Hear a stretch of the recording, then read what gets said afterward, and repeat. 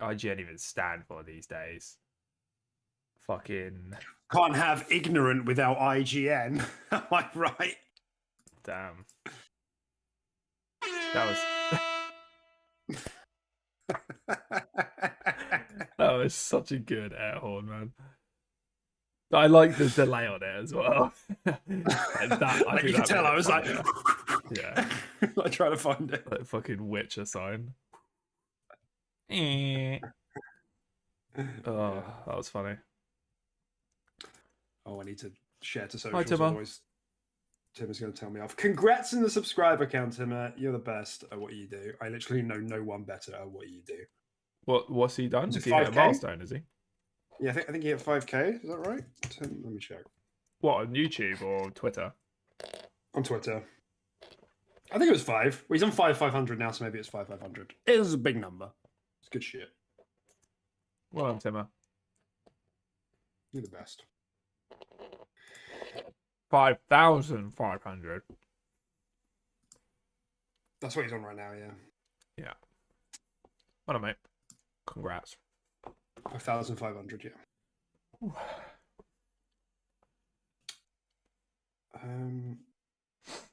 Where's the goddamn link? There it is. Where's the goddamn link? Goddamn link. We're live. Complain. Come for some good times. Oh, don't promise them something they probably won't get. They do be rolling. Okay. Tweet.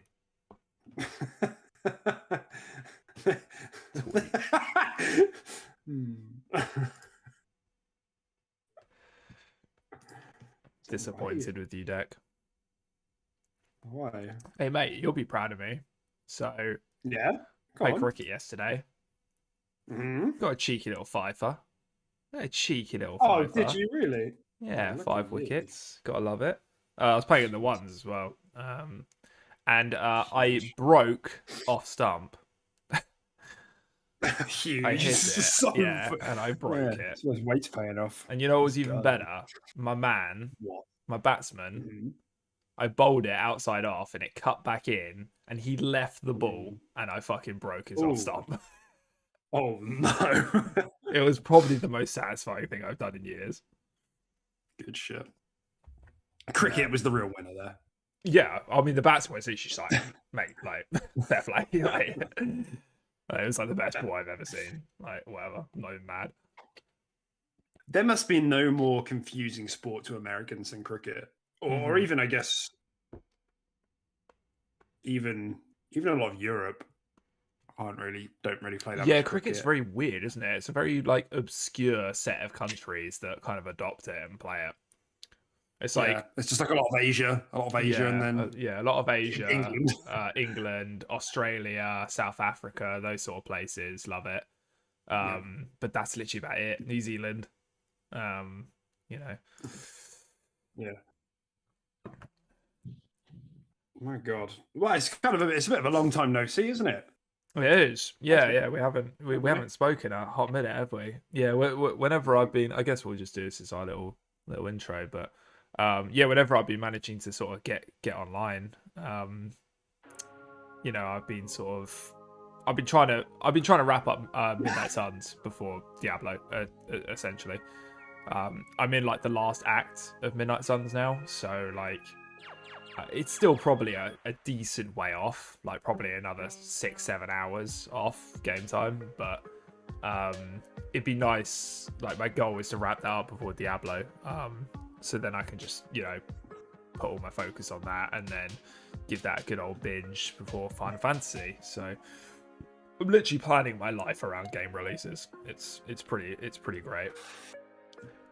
So, it's good stuff. I totally get it. So yeah, no, we haven't spoken in a hot minute, have we? But no. But yeah, that's basically been me, to be honest. I've just been just busy at work, Midnight Suns whenever I get online. And yeah, that's about it, to be honest. I don't think you haven't been playing too much Xbox, have you? Or no, I haven't been on in a while. The only reason I'm turning on my Xbox at the moment is to get my reward points. Nice. You know, I love that shit. Yeah, I've just been playing. I've been playing Tears of the Kingdom. How was that? And best of all, Beth bought it, and we've managed to do the account sharing. But I thought it was a bit weird on the Switch where you couldn't play at the same time. But for whatever reason, we're able to play it at the same time. No compromises really. We were even in the garden the other day without Wi-Fi, and it was letting us both play. So I don't know what I've done. Mate, you just And if Nintendo's listening, this is a joke. This is all a joke with there's no punchline, but I am joking. This isn't really happening. it's just our sarcastic British humour. Like, Yes, you probably don't understand it. You can't cut through the thick layer of sarcasm that's on top. That's pretty cool though. That's neat. Yeah, no, it's good. Free game. Obviously joking. How is it? Is it good? Is it best game of all time good? I think it might be. Is it actually? Oh, that's hilarious. Yeah, it looks sick. Everything I've seen on it looks fucking class. I have a lot to say about it, which we'll get into. But it's clicking in a way that Breath of the Wild never did for me. And it's... Hey, Joaquin. I'm having a good time. Why did he say morning ladies and then hate him? Get rolled, dude. Me and Joaquin got like, you know, he I know you guys talk a lot on Twitter and all that, you know, you communicate, but like my off the gridness just makes me, you know, a bit more of an idol in his eyes. So anyway, such bullshit. Carry Carry on about Tears of the Kingdom. Yeah, I'll get into it more, but it's definitely very good. I'm still not sure about the highest rated game of all time sort of stuff, but I can understand that conversation with this in a way that I couldn't understand that conversation about Breath of the Wild. So yeah, I'm really busy as well. I've got like so much uni stuff to do. Yeah, it's just crazy at the moment. So yeah, in the time I do have, I'm just filling it with Tears of the Kingdom until Diablo. Until Diablo. That's the one. Does that really trigger you? My girlfriend keeps calling it Diablo, and it's so annoying. Yeah, that's not right. She's like, "Oh, I've got Diablo for my fancy critic." I'm like, "Well, the fact you just said that means that you don't deserve it on your level." Yeah, drop it. Yeah. Interesting. Well, should we get started then? Should we jingle and kick off the show? Yeah, sure. Let's do it. Go for it. Go. Hi, everyone. Welcome. This is the 99th episode of the Quick Cuisine podcast. It's the penultimate episode, you know. We're going to get to 100, bank in our 53 subscribers, and ride it off to the bank. You know, this has been season 1, essentially. You know? I'm thinking I'm probably going to get a yacht. You've been thinking long and hard about that, have you? Yeah. I've settled on yacht, yeah. That I can sail around my private island. It's amazing. It's amazing the sort of stuff that 53 subscribers can afford you if you really just put your heart and soul into it. Yeah, man. And you don't just sit down in front of a microphone once a week and make bad jokes and talk about the occasional video game. That'd be embarrassing. That would be embarrassing. Thankfully not the case. We're easily in the billions at this point. Yeah, my name's Deck. Hi, that's Tim over there. Hello, I'm Tim.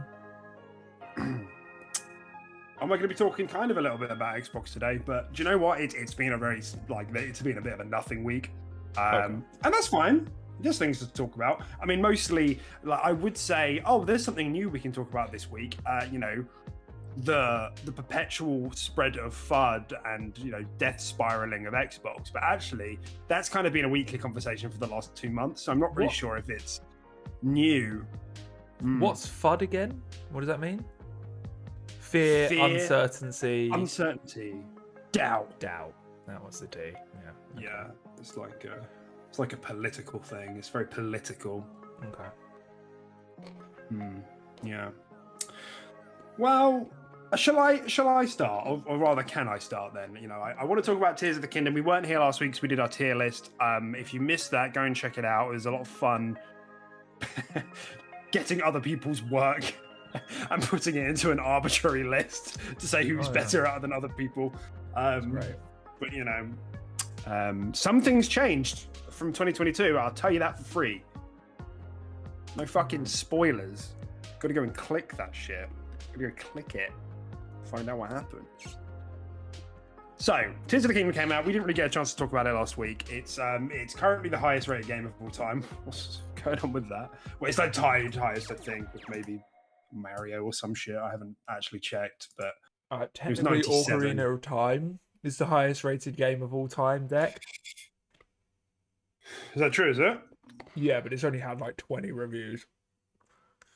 Oh, because that was before really... sort of like, you know, the amount of reviews and like aggregate scores and stuff like that. You know, I think, yeah, if you go to the Metacritic for Ocarina of Time, it's like 99, but it had like 18 reviews or like 20 reviews. Whereas Tears of the Kingdom's on like 97 with like 120 reviews. So obviously it's mathematically it's a better score when you consider the amount of people it's reviewed, and that's the average of it. Per capita, yeah. Yeah. Interesting. Yeah, it's still retained its 97. It has a 9. I don't know who's done it, but it somehow slipped to 99% critics recommend rather than 100, which is quite funny. You know, I don't know what did Breath of the Wild get? Did Breath of the Wild get a 10 out of 10 as well? Oh, sorry, you know, 97. 96 outdid themselves, you know. So this is quite funny. You know, I'm interested to hear what kind of chat feels or how chat feels about the game. You know, there's been discussions. I guess the Xbox angle here is the thing of like, oh, 30 frames and, you know, looks a bit ugly, and the game is very good. I was like, I still feel that some of the criticisms that I had of Breath of the Wild, if you've been watching the show, you know I've been like quite critical of Breath of the Wild, like for a while. I played it through. I did like it. I just thought it was sort of a 7.5 to 8 game. At times, I felt the world was a bit too sparse. I felt the systems were a bit too laborious. I didn't enjoy the combat. However, in Tears of the Kingdom, the world is denser. The systems are better. And the stuff they've added is like way more interesting, I feel. And so it's really clicking. Like the whole building system is pretty funny because it's like the Banjo-Kazooie nuts and bolts, isn't it? You know? Yeah. Basically, yeah. But it works very well. There's a lot of it. And the way that they've made the progression kind of work through it, like thread through it all, is also really good. You know, you still got like the Korok seeds. That's all the same. But then you can like upgrade your battery, and your battery is what allows you to kind of use these things that you make for longer periods of time. And like as you go further through the game, you pick up more resources and more machines that you can attach to make these like horrific things. You make like a Titan. Some people have made like some absurd stuff which you'd expect them to do, and I understand that as well. For some people that has like taken away the essence of what Zelda is, because it can be a bit silly at times when you see clips online, but most of the time when you're playing it isn't. You know, you'll build a car, and if you're really crazy you might build something a bit more, but you don't really get access to some of the craziest stuff till later in the game, like I said, because you're limited by your battery. Anyway, I think it's very, very good. I think at the moment I'm probably sitting in the 9 territory, maybe even pushing 9.5. We'll see how long it goes on for and if I'm still feeling that way. But I'm really impressed so far. I think I really love it. It's definitely clicking in a way that Breath of the Wild isn't. And there is like the game's performance generally holds up. The direction is really good, you know, the art direction, but like every time you use an ability, the frames do drop. You know, it never gets to a point where it's like it interrupts the gameplay because it's like slideshowing, but it does drop every time you use an ability. And I do genuinely think that some of the scenes are like a little bit ugly. Not as bad as something like some of the recent Pokemon games where you're looking at that and you're like, that looks disgusting. You know, it's not that bad. And it's still, I think it's still quite impressive that on both of these Zelda titles, they've managed to get the amount of effects in that they have. They have like fog effects and they have like particle effects in a way that you just wouldn't expect them to prioritize over just general performance. But they managed to make it both work. Especially the water, I think looks horrific. It's like a 4x4 texture that's just been stretched and it doesn't move.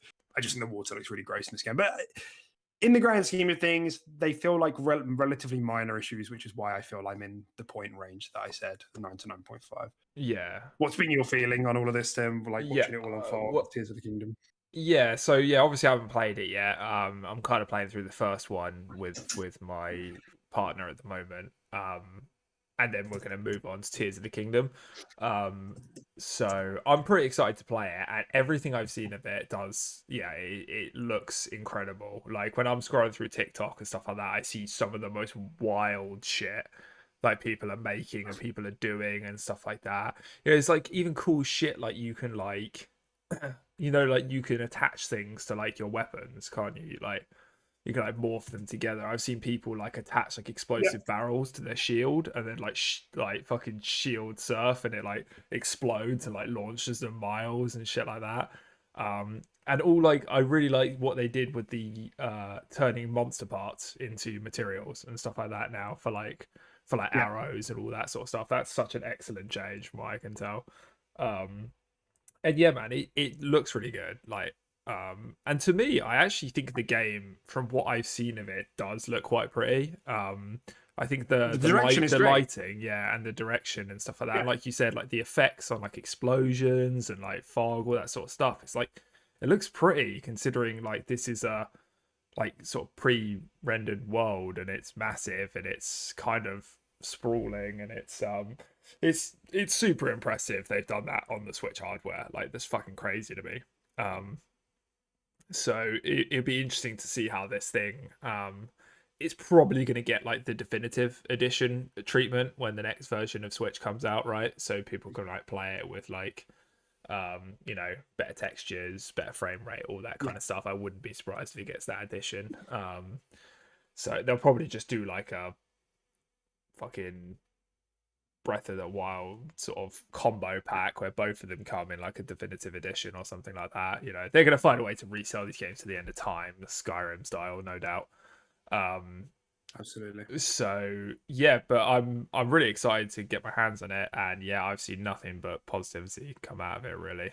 And I definitely had a feeling you'd like this one a little bit more than Breath of the Wild, just from like the like extra sort of creativity that's there. Like you tend to like that in games, like where you can just approach things from like 100 different angles or just do whatever you want. Like yeah, and I definitely thought all the building and stuff like that you definitely like. So it doesn't surprise me you're enjoying this one a little bit more. But yeah, it's good. And like I'm the sort of the thing about the game is that there's a lot of it as well. So that because they've repurposed all the materials and all the weapons and everything to be, you know, fusible or usable in the sandbox or whatever, you find yourself having like a creative spark every like 20 minutes. You know, you're just like, I wonder what happened if I try this. You do it, and you either find out it does something helpful, it doesn't do much, or it does something that's maybe not helpful or very like scenario specific. So you're like constantly learning, or you're constantly like tinkering. You know. And I'm the sort of person who will fuck around for half an hour to try and pull something off, even if it's not like efficient at all. Do you know what I mean? It's like there's a goblin 20 meters in front of me. I'm not just going to shoot him with an arrow. I'm going to build a car that can like ride on the wall on top of him and then fall on him and spike him in the head. Just some shit like that, you know? Yeah. That's I do enjoy that sort of approach. And I saw this tweet a while back when the game launched. It was like, the year is 2023 and Nintendo are building better immersive sims than Arcade. I was like, oh my god, how the fuck has this happened? It's true. This is true. This is in the sim category. I'm not sure about the immersive part of it, but the sim part definitely. You know, yeah, they've literally just dropped you into a fucking sandbox and given you like dev tools essentially. Yeah, it's crazy. Yeah. And I will say, like, at times, some of the powers you have in this game feel like a little bit too powerful. Sometimes I have to see how like the game goes further and further. For the most part, they do a really good job of like structuring a segment so that you can't fully cheese it. But there are times the thing you basically do is you use Ultra Hand, which is the thing you use to stick stuff together, but you can move stuff around. You know, like you could with Magnesis in the first game, you can move stuff around. And then you can use recall to make it go back in time. So like essentially for a lot of things, you can move something really far forward, move it back, and then recall, and then that'll just you just hop on it and it'll platform you across. Same with height. So you can like reach high distances and are far away as long as you have something near you that you can jump onto. Which is really cool. Yeah. Yeah, it is really cool, but there are definitely some things where I've been like, I wasn't supposed to do that. And I think it was easy, you know. Yeah. But, you know, we'll see how it goes on. Overall, it's really, really quite impressive stuff. I wanted to ask you, have you seen, like, there's like a big, not a twist necessarily, but a big, like, secret that wasn't revealed in any of the trailers for this game? Have you seen it, what it is? I haven't seen any spoilery secret things, no. Okay, good. Right. Well, I won't spoil it for you then. It's really impressive. It's one of the things, because obviously one of the big criticisms coming into the launch was like, oh, it's Hyrule still, you know, and there's the sky, which is cool, and it's Hyrule, and there are changes. Like I said, there are changes. 5 or 6 years worth of changes. I don't know, but it is dense, so there's more stuff going on, which I think makes it more enjoyable. But there's more than that. You know, that's essentially where I'll leave it. There is more than that. Okay. Which is really cool. It was a really cool, really nice surprise. It was like you know how you get some of those moments in Elden Ring, you know, where you're like, what the fuck? Yeah, it's like that. And this game does give me some Elden Ring vibes, to be honest, in kind of the exploration way. Nice. So the other thing I wanted to sort of say is that it does give me a bit of like retrospective about Breath of the Wild, because the way I've seen some people speak about Tears of the Kingdom, they almost are like undermining Breath of the Wild when they're talking about it. And I'm like, I've always felt that game was rated too highly. I think it's good, but I don't think it's 96 good. I think it's like I said, I think it's like maybe an 8, maybe 7.5, depending on how I feel about it. To me, this really makes Breath of the Wild feel like a prototype. Really? And I don't know if, I don't know, but I've always kind of felt that way. Like, that's not a new opinion. This feels like a complete new Zelda package. Okay, that's interesting. There is just this thing. I don't have any particular quote to draw on or anything, but just the way that people are talking about it, like, oh, this is like Breath of the Wild, but if it was like filled out and it had more secrets and exploration, it's like, well, okay, why did you give Breath of the Wild a 10 then? If what you're telling me is that it was missing those elements. Yeah, but then at the time, Breath of the Wild was also still very unique at its time. It did take the open world. Was it? Yeah, I feel like it did change how open world games are played generally. Like open world games until the point of Elden Ring, Breath of the Wild, that sort of thing, they very much were just like, checkpoints on a map. You get some kind of tower that uncovers the map. You go to checkpoints, you do checkpoints. It wasn't so much go wherever you want, do whatever you want. The game doesn't hold your hand. The game doesn't tell you anything like that. I feel like that was quite unique to Breath of the Wild at the time. I don't think many other games did that, or at least did it to the level it did it. But yeah. And I understand that. I think that's great. Like, I really love that about Breath of the Wild. It was one of the things I've always said I really liked. Like, the Korok puzzles, like, top tier. Amazing. You see something, you're like, what the fuck's that? Something's off here. And you go to it and you start moving stuff around. And then a little leaf boy comes up and goes, boop, boop, boop, boop, and he gives you a currency. That's great. Perfect. Those Korok puzzles are just excellent. And they're very good in this game as well. They've even added a new one where there's like a fat, I don't know if you've seen, there's like fat ones who are like tired. And they're like, my friend's over there, and there's like a puff of smoke going on. You're like, you have to get me to them, and that's your cue to like build something, stick them to it, and get them over there.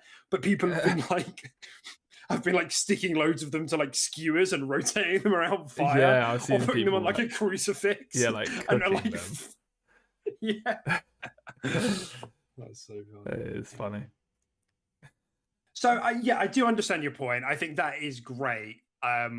that was obviously one of the things that I thought was really good about the game. But you know, I'm not sure if that was, to me, it didn't make it a perfect game. That element of it was brilliant, but there were lots of other parts that I was like, I wanted more of it, and that more of it is here now. You know, Yeah, that's what I'm saying. Okay. And there's 2 reviews I saw on OpenCritic. You can go to Tears of the Kingdom and just filter by new, and you'll see them. 2 of them in the first line of their like review abstract is Tears of the Kingdom isn't a perfect game, but 10 out of 10. 10 out of 10. Yeah, doesn't make any sense. I mean, you can get into this whole philosophy of like, do games have to be perfect to be a 10 out of 10? And ultimately it comes down to like, what do you think is perfect? Yeah. I don't know. It just seems like peculiar language to use before you're about to award something a 10. you know? Doesn't make any sense, yeah.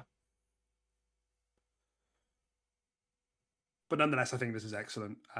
It's got a very unique flavor to it. Nice.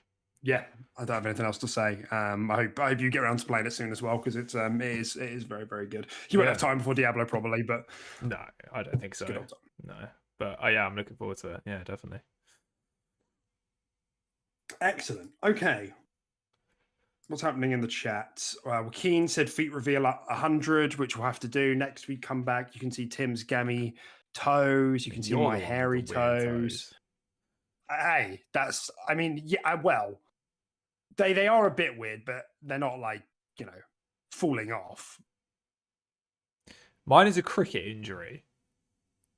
And it's a toenail. A war wound. Like my toe is not falling off. Do not spread rumors that my toes are falling off, please. Maybe I should. It's my toenail. I'd like go to Twitter. I'm looking for a co-host who has toes who aren't falling off. Doesn't have leprosy toes. Yeah.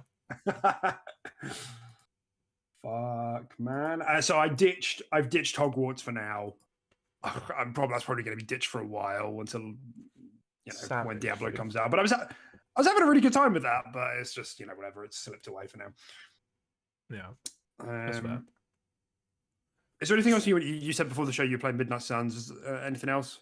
No. I've literally played Midnight Suns and a bit of Breath of the Wild with the misses every now and again. But no, that's about it for me. No, I haven't really been playing any other games. So yeah, just looking to wrap that up before Diablo.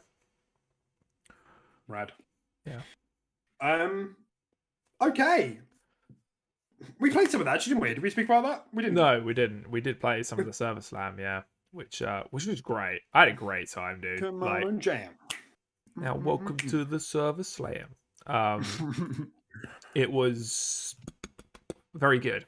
I was very happy to be back in the world of Diablo and play that sort of game, because it's so, I know, it's so nice to just play like a co-op game and like be on the mic and like talk to you and play a game that's chill, that's not just be fucking eyes glued to the screen playing ranked Overwatch screaming at my Widow teammate, unless it's you, of course.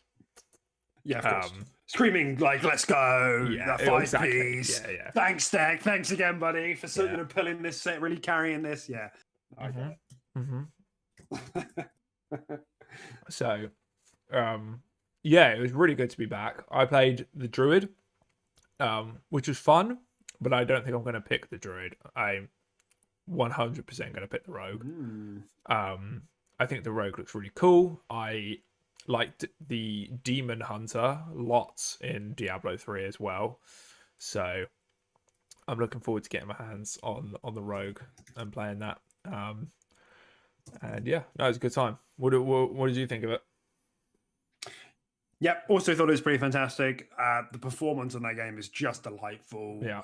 The effects, all the voice acting was surprisingly good as well. Cutscenes were amazing, Blizzard stuff. There looks like there's a lot of it, as you'd expect out of these sort of games. I know some people are like wobbly on like balance at this, but it's like I don't.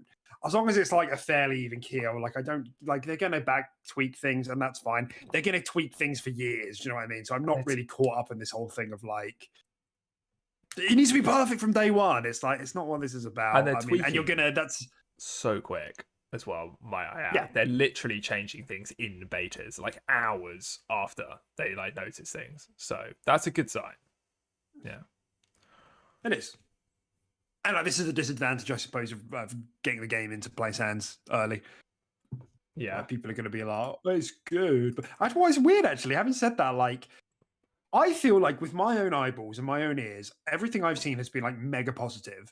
And then I watched skill ups this week in games, and it was like, oh, previews have been mixed. I'm like, Yeah. am I missing something? I've seen a few mixed Am I missing things come something? out about it. I don't know why, and I don't really know What's the to. mix bit? I don't know. Like I even when I was reading them, I don't know. People were saying like they felt like the quest design and mission design and stuff like that was a bit samey and a bit just like go here, do that, and like go here and find a dungeon and do that. And I don't know, they just felt like it didn't really differ much from like other of its genre in terms of like playing like the first 20 levels and leading onwards. They felt like it was quite samey and quite boring and didn't really push the boat Mm-hmm. out too much, a lot of people were saying. Like what Okay. they did it well, but they didn't really feel like they pushed the boat out with it. That's kind of the consensus I was getting from it. But Right. Okay. Which I mean, from what we played, that sounds right. It's just there were a couple of newer things, it's weren't there? just Like there were good. the world bosses. They felt like quite cool and organic. I Yeah. know there's bigger ones where there's like more players get pulled into the server or something, don't they? And I imagine there's more novel stuff as the game goes on, and we don't know that definitively. But Yeah. I mean, yeah, I guess that's fair. I'm not sure if I would say that that's mixed, but whatever. Mm. Yeah. So yes, I'm looking forward to Diablo 4. I've got like a week booked off. Me too. Me and you and our friends are going to have like what we're going to have the Tuesday, the Wednesday, and the Thursday to binge it, Uh-huh. and then you're all coming to mine, aren't you, on the Friday? Yeah. We are indeed. And we're gonna hang out and have a good old jolly time. Yeah, and everyone's going to be having Diablo withdrawal. Yeah, everyone's gonna be like, why the fuck are we here? Why are we not just sitting in our rooms Yeah. playing Diablo with the curtains fucking shut? Yeah. If only it was available on cloud. Yeah, Then we could all that's sit true. hunched over our phones in the same room. I would love that. Yeah. That's all right. I've got a second Xbox anyway. There's 2-player split screen. We could make things work if we needed to. Diablo LAN party. Let's go. All right. Well, let's get into the news for the week then. It's been slow, but it's near and dear to our hearts, dear listener. Overwatch and Blizzard games in general, particularly Overwatch, cancelled their PvE mode, their story mode. The reason that Overwatch 2 was made, the reason that the whole philosophy switched into like this free-to-play model because it needed funding for the story mode.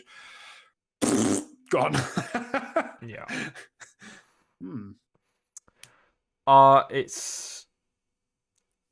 It's kind of ridiculous, actually. Like, why was the game made? I mean, people are literally just saying this shit was like a conspiracy, like the entire time, and they just wanted to switch people over to it was just like a way to get people to get into like to put a battle pass into the Overwatch formula, without people revolting, removing loot boxes and doing that. And people were just like, oh, were they ever actually going to do it and all that sort of stuff. And there's all this shit's come out about like apparently like the teams were spending like a solid year like building these mythic skins as well and stuff like that, and there was so much effort put into all this, and people were just like, was it actually ever being made, like realistically, like was the correct amount of resources ever actually allocated to this?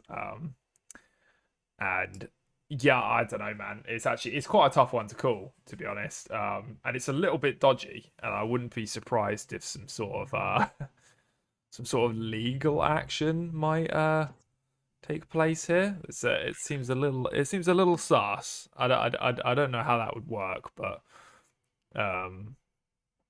yeah, it's disappointing to say the least, because from what we saw of that PvE sort of mode, there was some good. There would have been some good stuff there. I still don't think it would have taken away from. I still see Overwatch as a core multiplayer competitive game, and that's how I would play it. But I won't lie, the PvE stuff did look pretty cool. Like there was some really cool ideas in there. So it's a shame to see it get canned. That's for sure. And yeah, it does paint Blizzard in a very, very bad light, which is not what they need right now. So yeah. No, yeah, it is a damn shame because it was there's so much potential there, isn't there, in the Overwatch universe? Like, you know, from all of the cutscenes and the hero trailers that we've got, you know, it's a very cool world. Yeah, it is a shame, and as well because you got the impression that the other PvE events that they've done have kind of been building blocks for this, you know, to run so Yeah. that the story mode could kind of fly. And they were always okay. Like they were kind of fun, but like it needed like more, you know, it needed more context. So, like not just this thing you kind of aimlessly do to get skin or whatever. Like, I don't know. Like the Junkenstein one was kind of cool, if you remember that. The I Halloween do. one, where it Yeah. had like multiple stages and like depending on the characters you played, and you know, had this and the other. Yeah, so it is a damn shame. And like we got some really interesting insight out of it. I don't know if you saw Aaron Keller came out, you know, the director, and spoke about like the history and the future of the game and the direction and everything. And they said that we kind of already knew, well, that Blizzard at some point had cancelled Project Titan, which was meant to be. I think the information we had is that it was an MMO, and then those assets were repurposed into Overwatch. What we didn't know was that the team that carried on developing Overwatch was an MMO team. Oh. So like it makes you wonder how that all came together in such a way, because it wasn't an FPS team. I think it was an FPS MMO was the original idea, Yeah. which, by the way, that doesn't, aside from Destiny, that doesn't really exist, does it? No, it MMO light doesn't. shared world shooter. It depends. No. And they repurposed that into Overwatch, and apparently that was the kind of idea that they were going to start with the PvP and then go into something a bit more MMO-y like, eventually, but with the Overwatch world. But it's become kind of impossible for them. They haven't. It's harder than they thought it would be to develop PvE stuff alongside PvP stuff. Yeah, and that's kind of what we learned. So yeah, it's really interesting. Sounds like stuff didn't come together, and yeah, it definitely paints the whole product shift in a bad light. Because as well, I've said before on the show, I think it's even shady. Like the fact that we had Overwatch and all of that stuff was in the game, but you just had to earn it with loot boxes, then got taken away from you. I think that's like kind of a bit dubious. Do you know what I mean? Like I technically owned that. I just had to unlock it. Yeah. And I had paid money for it, and now it's gone, and I have to buy it. I even think that change was a bit wonky. Yeah. It's not like if it was a free to play game, fine, but it wasn't. I bought the game. Yeah. So in my mind, I have ownership of everything in the game. For the base product anyway. Definitely. So yeah, no, I'm with you. I think there would definitely there's some ethical lines being towed with Overwatch 2, I would say. Which is a shame because we love that IP. Yeah.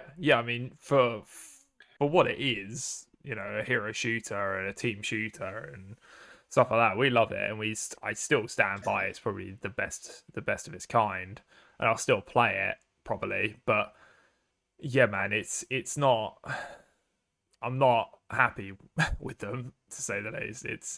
It's a massive gut punch, and it just feels like they are just trying to squeeze money out of you, and it's just not a good look.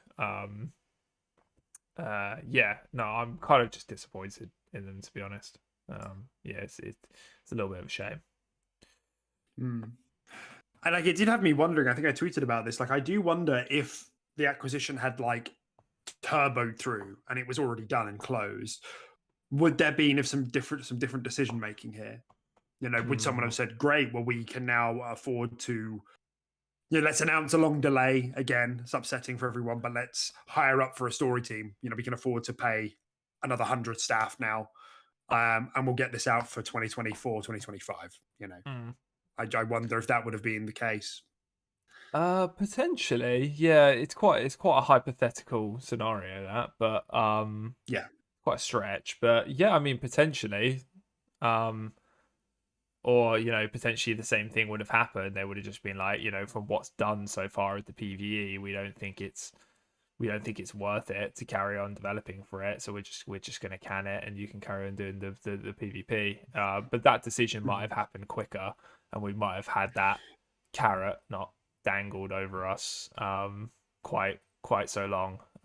Because what this has been promised for frickin' ages now, isn't it? This PvE thing since the announcement of Overwatch 2 and the lead up to Overwatch 2, then the release of Overwatch 2 up until now. This has been promised to us. It's a bit rough, but yeah, but potentially you are right. Yeah. I wanted to just check in with chat because Joaquin said, "Have we seen the Lords of the Fallen trailer?" I meant to watch it, but I saw the autoplay where you hover over it and it shows a little snippet. But I saw that and I was like, "Oh, that looks good." I didn't have time to watch it, but I meant to. But apparently, it looks actually pretty good. Yeah, I've heard. Oh, sorry.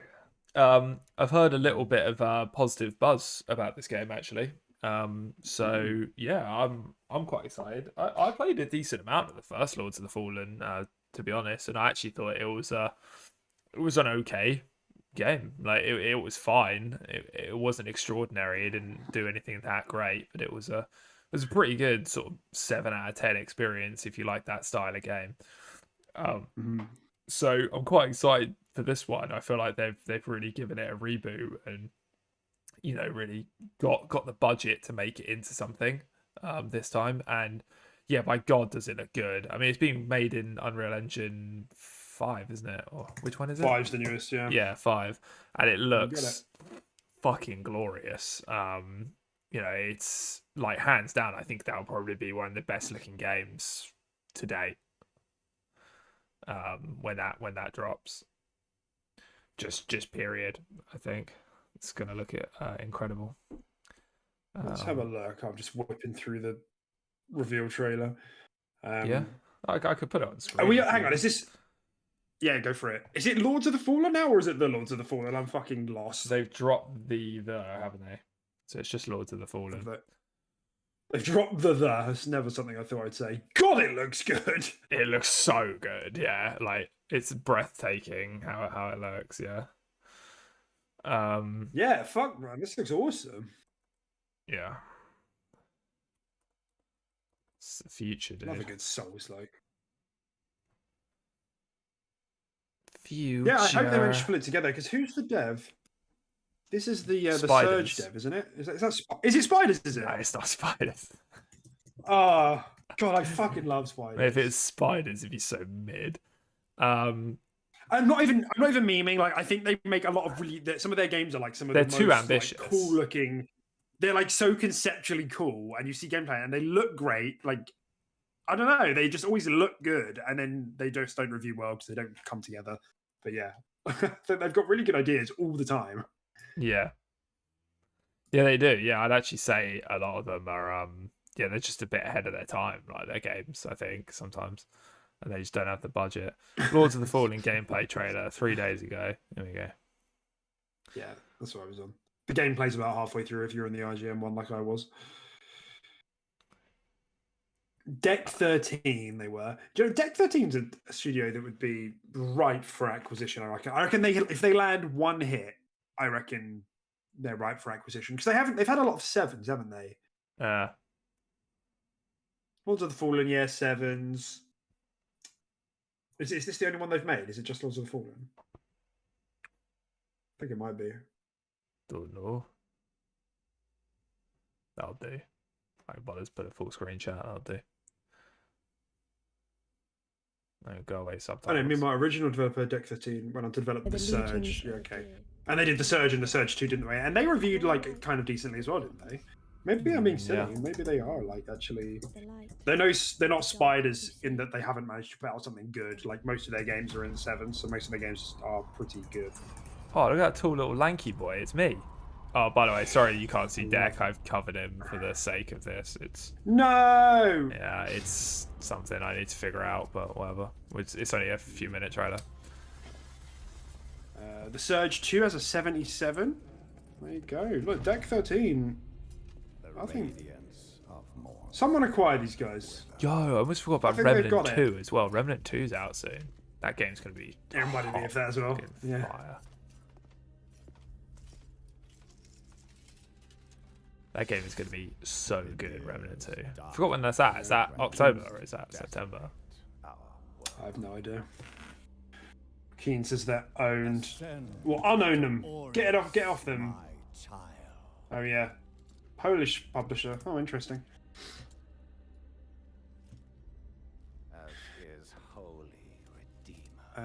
Yes, that looks very good. Yeah, thanks for bringing that to our attention, Keen. That is a good-looking video game. And it's like I do gameplay right now, but it was about halfway through. Or is it? Yeah. That good looking, dude. I definitely do want. This is some of the one like something like this I want to see from Xbox's showcase. I do want like visuals aren't everything. Don't get me wrong, but I do want Xbox to have like a show off a game with some knockout visuals. Yeah, in the way this is, or like the Demon Souls remake was, or even Horizon Forbidden West also has that kind of knockout quality. It does it really good, doesn't it? And the thing is, I know we've got Hellblade 2, and that's kind of a known quantity. I kind of want to see something new as well. I mean, maybe that's, I don't know, maybe I'm moving the goalposts around a bit, but I guess if the gameplay for Hellblade 2, like we get like proper gameplay, we see some new combat systems, progression systems, open world, maybe that would do the trick actually. There is just something exciting about seeing some new gameplay for the first time. Like, because I don't think I don't think Avowed is going to have that. The knockout graphics, that level of something this has, yeah. Yeah, it's going to look great, but it's not going to have like this level of polish. Not polish necessarily. You know what I mean? This level of kind of fidelity. Yeah, that's the word I was about to say. Because even like I've said before on the show that like Outer Worlds was their newest bigger game, and that's kind of. Direction was really good, but it looked like a bit gaudy at times. Like, I don't know, I didn't really like the texture work in that game. Grounded looks great, to be fair, but smaller game, smaller scope, I don't know. Small. Small. It's a grounded joke. Okay, have you done? Have you showed gameplay? Have you done yeah, I have, yeah. It's just literally like last 10 seconds, yeah. Yeah, it looks great. When is that out? Yeah, 13th of October, yeah. Yeah, it does look really good. I wonder when, I completely forgot where Remnant 2 is, but hopefully that's coming up. Coming up daisies. Very quick mention. Xbox, and we've heard about this for a while, there seems to be this like a bit more of a focus on integrating rewards into the ecosystem a little bit more, and I think they're experimenting with some people on some of the insider rings of putting like your reward balance at the top left where your gamer tag and your gamer score is. That's cool. Just a little thing. I just wanted to mention it. I think they want to streamline that whole process, which is great. With the Game Pass Quest and the Microsoft Rewards, because I like how PlayStation have kind of just stars and that's it, and that's how you do it, and you play games. I like that. I think that's good, and yeah, I'm happy to see that Xbox seems to want to push that through as well. Yeah, definitely. Mortal Kombat 1. That got revealed this week. Oh, that's cool. It looks really fucking cool. I mean, I love Mortal Kombat. So I've been playing Mortal Kombat since I was a kid. I'm a big fan. I think I tend to buy every single one. I never take it too far, but I always do the story modes, and I fuck around with friends until my friends get good enough that they can beat me every time, and then I tend to drop it. Then I bounce. Yeah, exactly. But yeah, it's probably something I'm going to buy because I feel like at this point I just buy more combat games. It looks really cool. And yeah, again, like graphically, it looks insane. And yeah, just really interesting with the direction they've taken it in. I think, yeah, with the whole like reversal of like the timeline and stuff like that happened at the end of the previous game, and it sort of going back to the first Mortal Kombat one. Yeah, it's cool. It is really, really, really cool. And they got some really, really cool looking DLC characters lined up as well, which are really interesting. Hell yeah. Like Homelander, that would be fucking sick. Omni-Man. Omni-Man. Yeah, and what's the other one? There's another one, wasn't there? What was the third one? I can't remember, but it was cool. And yeah, they tend to do really cool DLC characters. So and hopefully they got a Peacemaker, that was it. And hopefully they got a decent amount of the original roster there as well. You know, I saw Ermac is there, like the return of Ermac as well. He's one of my favorites. Love that boy. And yeah, I hope they have a lot of the original roster and Reptile, all that sort of stuff. Cyrax, Sector. You know, it'd be cool to see like a very large original roster as well as these cool DLC characters. I'd like to see Smoke. I literally about to say the same thing, man. I want to see Smoke back. Smoke is cool as fuck. Give me some Noob. Noob's always in the games, to be fair. Was he in MK11? I can't remember actually, but he's in most of them. I know who we definitely won't see because it's I mean, I don't know that, but it doesn't feel that way because he was new until recent games. Rain, I always loved Rain. Yeah, Rain's cool. Yeah, I don't think you're gonna see Rain again. I hate to break it to you, but he was cool. Know, yeah. He was cool.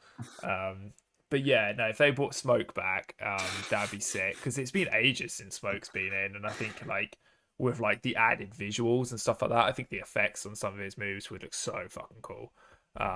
Yeah. And oh yeah, Jean-Claude Van Damme apparently is in it. Yeah, Joaquin says, yeah, that's so fucking weird. That's another one. Jean-Claude Van Damme versus Johnny Cage. Like, come on, that's gonna be so great. Yeah. But yeah, I was just thinking because I'm the same as you. You know, I usually buy every Mortal Kombat. It's the fighting game for me. The only one that's dethroned that was Injustice at the time. Like I loved Injustice. I think that has an opportunity to overtake Mortal Kombat for me, but they've just been few and far between. Like I played that a lot.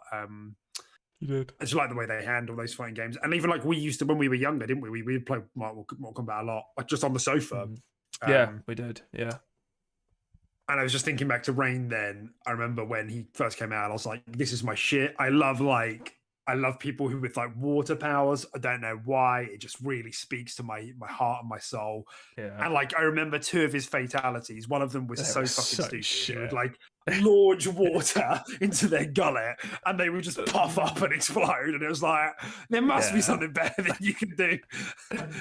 And there was another one that was really shit as well. I can't remember what it was, but he had one good one and you were like, finally. And that was like the only one you ever did. Yeah, I can't remember what it was. The only one I remember which was like decent, but just a bit weird, like the power of water, and he would like put like a ball of water on each of their legs and then like shrink the water and it would just snap their legs inwards. It's like, what are you doing? Like, oh, come on, man. It's hard. Like, do something. It's hard to be creative with water. His only options are like drown someone. That's it. He's like, my man's out there with a fucking notepad, like, just like, what can I do with this? Like, just thinking, he's like, maybe I could put bubbles around their legs and snap them off or something. Maybe I'll give it a go. I think after that, he gets like a water sword and chops their head off, and I was like, yeah, okay, that's fine. I think, but your blood, you know, there's water in your blood. There's water in your car. Just pull it out. You know, rip it out. That's what I want to see. Jesus. Yeah, but no, you're not seeing Rain come back. Sorry, I hate to break it to you, dude. There'll be cool characters. You could be a Homelander main. I want to see Rain and Sub-Zero form a partnership. They can be like the Water Bros or something. That'd be cool, wouldn't it? Water Bros, Super Water Bros coming into cinema. H2O, bro. Yeah. No, you could just be a. Actually, I tell you what, Soldier Boy could be a cool one for that. You know, from what's it called? Not the singer. No, yeah, not fucking Crank That. No, what is it called? The Boys. That's it. Yeah, him from The Boys could be a cool character there. But I don't think they'll add two from there. I think Homelander will be the only one from that franchise. But yeah, no, cool. Very, very, very neat looking game. What was the release date for that? I can't remember. Did they drop one? Oh, was it September? I'm not sure. There's a lot coming out August? in September. Jesus Christ. Purchase Mortal Kombat 1. Yeah, September, Jesus. So there's going to be Mortal Kombat 1, Spider-Man 2, probably not announced yet, and Starfield in September. Yeah. This year would be crazy. There is a lot. And I don't know if you've thought about it, but technically this game is Mortal Kombat 1, 2 of Mortal Kombat 12, you know? Yep. I have thought about it. Isn't that crazy? Thought about it all night. Kept me up all night. Scribbling on the walls. I don't know. Equations. Theories. Can't believe Ed Boon would do this to us. Drive us crazy. Okay. There was something else I had to say there, but it's gone. So bye. We'll keep going. Bye. There's finally a Halo Infinite career progression system coming. Tim, it's coming season 4, along with Infection. That's meant to say in the notes. Infection. There you go. Season 4. Halfway through June, I think. I can't remember the exact date. You can rank up. Sweet. Feel like I should have been able to do that a year ago. Sweet. Nice. Thank you very much. 343. I can't wait to level up. Hopefully I assume they're going to bank all your career XP anyway, and you'll just be like, you're level 100,000 million. I assume so. And I don't know what kind of rewards that's going to give you. I don't know if there are any level up rewards, or if they have said that there are rewards attached to leveling up. So yeah. Okay, so you'll get cool little things hopefully. But yeah, it's cool. I feel like it should have been there from the beginning. I feel like I speak for everyone when that's for that at least. But it's nice that it's there now. I guess I don't know where I sit with Halo Infinite. I really. There's always a part of me that wants to go back to it, but I never do. So I just don't know where I sit with that game. But I'm happy for it. You'll just need something. You'll just need to see something that sparks enough excitement, you know. And yeah. A career progression system isn't going to be that thing. No, yeah, exactly. I'm not buzzed. Like I'm great. It's there, nice, but I'm not like jumping out of my seat. Yeah. Yeah, I mean, and I might try Infection, but like I said this on Twitter. I've got to admit, like, I think the community really overestimates how much of like people give a shit about Infection. It's like, this is a 2006 game mode that was really fun because it was novel at the time. Yeah. It's like, it's whatever now. Like, you know, I can remember it was something that Halo content creators would constantly harp on. They'd be like, how can you launch a Halo game without Infection? I'm like, well, quite easily. So this fucking goofy game mode with like no competitive spirit. Yeah, like it's a custom game. It's a match-made custom game, and it's like, that's fine, but it's not like a requirement. I don't think. I'm not logging on and playing fucking Infection for hours. I could tell you that much. Yeah, it's really weird. And also on this, Joaquin says, you think the Halo BR could have an appearance at the showcase? No, I don't. I think that the timeline does sound right, doesn't it? It sounds like it's probably been going along for long enough. Certain Affinity's been involved long enough. But I just think my sense is that the company's still adjusting to the whole restructuring. We got a lot of this information, like the progression system. They went into the Halo Infinite Discord and did a Q&A in there. Like an official one, not just like off the cuff, you know, they planned it and everything. But like, that is not something that the team ever would have done or maybe been able to do with the previous management. So the sense I'm getting, and I think a couple of Halo insiders have said that, like, there's the team is a lot more empowered now in doing stuff how they want, making their own decisions in a way that they just weren't before. And the Discord Q&A was like reflective of that. So I think with all of that in mind, they're probably like, let's not commit to anything just yet. Let's just like, get back on track, keep stuff going in the right direction. Because I still think Infinite is not dead yet. As much as everyone said it would be, it's not dead. I mean, for like months, people were like posting Steam numbers and everything. It's like, it's not the main platform, whatever. I've said this 1,000 times, but like the cumulative player base across all platforms is about 80K, on a daily basis, which isn't massive, but it's not small dead either. That's a dedicated player base. And there's good reason for that. The game is good. Its tail isn't as long as it should be. So I think, cross all these little things off the list, then bang with some exciting content at some point. That might not be this year. It might need yet another year, which is, a bit painful to say. And then plus the ToTK thing, there's the whole rumors about it being on Unreal Engine 5, in which case it wouldn't even be part of the Infinite launcher. It's going to be its own standalone game in the way that like maybe Call of Duty and Warzone is. Yeah, and it's like separate downloadable application. Yeah, it might be the case that it's like, we don't need to announce this just yet because it's like we don't want to take away from Infinite. It would sort of cannibalize it in a monetary way, in that sense, which is a bit uglier to think about, but Yeah. So, I think if they are going to do it, they're going to want to feed it into the Infinite ecosystem, right? They're going to want to feed it into the actual game itself. You have to boot up Infinite to play it from the menu rather than, because like you said, they kind of just cannibalize their own game kind of thing. So, yeah. You would have thought. Yeah. You would have thought. So, it really depends. But, the last season was great. We got like a good season. And now we're getting another season, but we're into the seasonal cadence now. In the last one, we got certain new equipment, a bunch of new maps, a bunch of new game modes.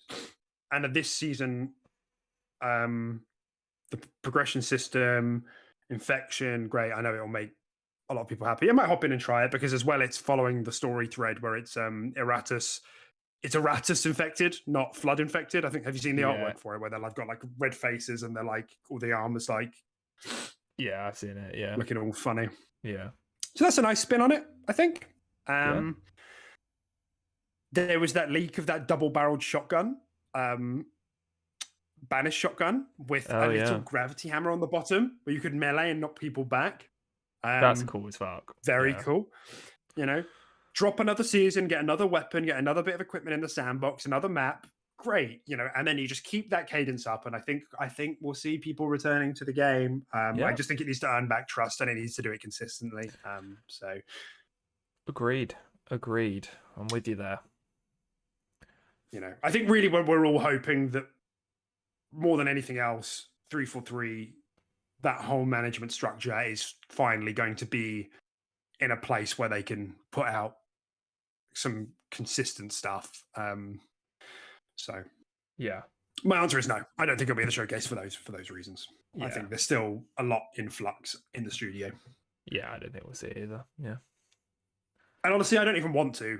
Like, I'm like happy not seeing that. I'm happy us forgetting about Halo for now, unless there's some really cool side, like non-cheap Master Chief related Halo project. I'm happy with that. Just ticking away, getting back on track, and just having us think about this new Xbox, essentially, all these new IPs, all these new games that we haven't seen gameplay of, Starfield being kind of, the big mark in this new era, which, is kind of actually going to tie back into some stories we've heard about this week from IGN and the latter. The one I'm talking about, fellas. Yeah. Dude, you know what? So, they should get Master Chief in Mortal Kombat. I was thinking that as well. I don't know if Xbox would want that IP though, that character to be associated with ripping people's spines out and crushing their balls and stuff. It's not really the sort of vibe they're going for. Yeah, Kratos would be. I don't think Xbox would care. Yeah, Kratos would be cool. Yeah, that would be cool as fuck. But surely it's surely it's the same thing. It's like, oh yeah, our character can crush your character, but Kratos can't have his head popped. Yeah. It messes with the brand image of the character. But yeah, but Kratos is quite savage in some of his kill animations. He does rip things in half in that game and fucking rip off their jaws and all kinds of shit. He's quite savage. You just don't really see that from Master Chief. And to suddenly put Master Chief in like an 18 plus game where he's just like fucking clapping heads and ripping legs off and eating them, it's like it doesn't really Slips work. under his helmet like a grunt eyeball. But it would work for Doom Guy. Like Doom Guy would be sick. Mm, That would be cool as fuck. Yeah. Because I think all those characters, not Doom Guy, Kratos and Chief, have been in Soul Calibur, haven't they? I don't know. Geralt was in. Oh no, I think Kratos was in one of the earlier Soul Caliburs. Yeah, I think you're right. Chief definitely was, because Yeah. Dante was as well. Yeah, Dante. Yeah. Yeah, no, they have been. Yeah, to be fair, but Soul Calibur again, it is a lot less gory, isn't it? It's different. Less violent. Yeah, exactly. So they're probably quite happy doing that. But yeah, like the Doom Guy is just like, that game is an 18, so they're not going to mind throwing him into an 18 fighting game. Like that makes sense. That should absolutely be a character. You've just like given me like proper vibes of like what I think like a proper, not like a proper, but like an angle you could take on like a Halo reboot. Like, if they don't do a campaign for, let's say, decades, as much as that pains everyone, we get the next Halo campaign in 2030. Who's the fucking voice actor for Master Chief? Oh, that's really. It's like Mark something. Sorry, guys. Like... Oh my god, I'm so embarrassed. Well, Pablo Schreiber. Oh, right, close to Mark. No, that's the guy from the TV show. Oh, okay. Steve Downs. Fucking hell, that's so embarrassing. He's like going to be another 6 years older. He's already getting on. He's like in his 70s. He's not lasting forever. So either we get a really aged Steve Downs, or we get a new voice actor in to play like a really grisly Master Chief. And it's like there's like finishes in the same way that there is for like Doom, where he's like sick. Like there's been a story beat. Master Chief is fucking fed up. Off the rails. Like, I don't know. Yeah, like he's fed up, and it's just like a story about him just fucking killing everything. That would be like cool. Tearing grunts apart. I don't know. Yeah, I would like to see that. Yeah, do like a multiversal sort of fucking situation, and he ends up in like the Doomslayer universe, and he faces off against Doomslayer. He dies immediately. Yeah, he does. Yeah, he'd be like, "Hey, oh my god!" He's ripping tear. He's already inside him, Doom Guy. Yeah, I guess he is like, if you were going to pit the two against each other, the angle would be like Chief is the Batman to Doomslayer's Superman sort of thing, isn't it? It doesn't matter. Doom Guy would savagely. It wouldn't even be close. Doom Guy moves at like 60 miles an hour, and he just fucking plow. He would probably wouldn't realize Chief's there. Just plow through him by accident. Yeah. All right. All right, and I get this, Tim. Today, 10 years ago, the Xbox One was revealed. Wow. How fucked up is that? That's pretty fucked up. So close to my birthday. How could they? How could they ruin Xbox so close to my birthday? Do you remember? Do you remember what we were doing? I remember. Wait, sorry. What's that? I was remembering when you could squeeze the screen. Oh, you were doing the Kinect. Yeah. I remember. What were we doing? We were huddled up in your room. We were watching it on your TV. Oh, were we? Watching the reveal, and we were like, "This is pretty cool." Yeah, in your old room. Yeah. And we were watching the reveal, and we were like, "Yeah, this is pretty cool." We didn't pay any mind to the whole TV sports thing. We just thought it looked kind of cool at the time. Yeah, because we'd have been like 17. Yeah. Something like that, yeah. And then it was only afterwards that we were like, that we started seeing everybody getting really angry, and we were like, "Oh, this looks pretty cool." Yeah, man. And then everything got reversed a week later. Yeah. Yeah. And we're like, "Oh." Oh, that was a roller coaster, wasn't it? That fucking reveal, that launch. Jesus Christ. That was not. That was not a good time. Oh God. We've come back though. We've come back strong. We're still here 10 years later, Xbox. We're still with you. You know, through your ups and your downs. People would have you believe that what Xbox is going through right now is just as bad or even worse than 2013 Xbox One. Yeah. Right, is what people would have you believe. Do you feel this is an accurate comparison? Is that fair, do you think? I feel like, yes, we are a few days for Xbox shutting their doors fully, I think, yeah. And I think the only way that's saved is if Chief gets in MK1. That's it. Okay, Those monies. Xbox exclusive. Yeah. Yeah. No, it's not nearly as bad as the Xbox One reveal. Not even close. I love the word monies. It's great, isn't it? Like MONIES. Yeah. It doesn't sound like a real word. That sounds like a fake made. That sounds like a mistake. Like you've made a mistake. It sounds so cheeky as well. Like all the monies. Sounds like your little goblin. Yeah. I love it. It's like the idea of like Phil getting up like with his like stack of paper in front of Satya Nadella shareholders, you know, and he like slaps the paper and he's like, "So I just want to report that the money's made this year." And they're like, "Sorry, Phil, what did you say?" He's like, "Yeah, the money's no, sorry, Phil." What'd you say then? The money's. We use big words in here, like revenue, Phil. We don't use money. Yeah.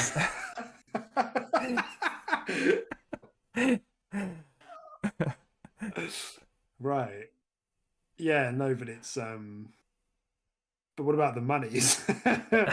Oh, that's good stuff. Right, where are we at with these fucking show notes? Okay, I don't have anything to say about this really. So we're just gonna breeze past it like nothing happened. I think, I don't know, maybe chat. You can entertain us if there's something I'm missing here. If there's any conversation point that's going to stop me from slicing my wrists on the screen. Cool. The EU approved the ABK deal. Yeah, hey, woohoo! So did China. Cheers, China. It's increasingly, always like those guys. Increasingly looking like CMA's position is becoming harder and harder to defend. Xbox even put their games on GeForce Now. A couple of their games on GeForce Now this week. You can go and you can buy Gears of War 5 through GeForce Now. I think Grounded was another one, maybe Pentiment as well. So that process is already happening.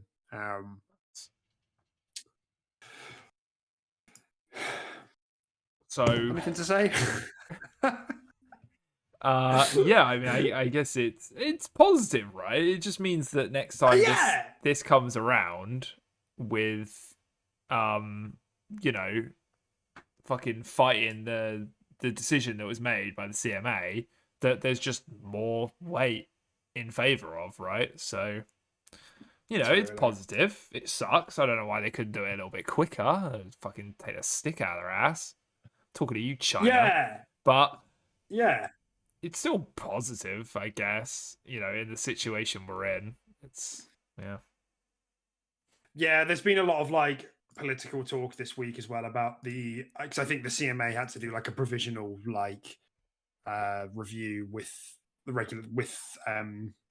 the government on, I don't know, the official lingo for what, you know, over here, and they were like, "Oh, so what's happening with the ABK deal?"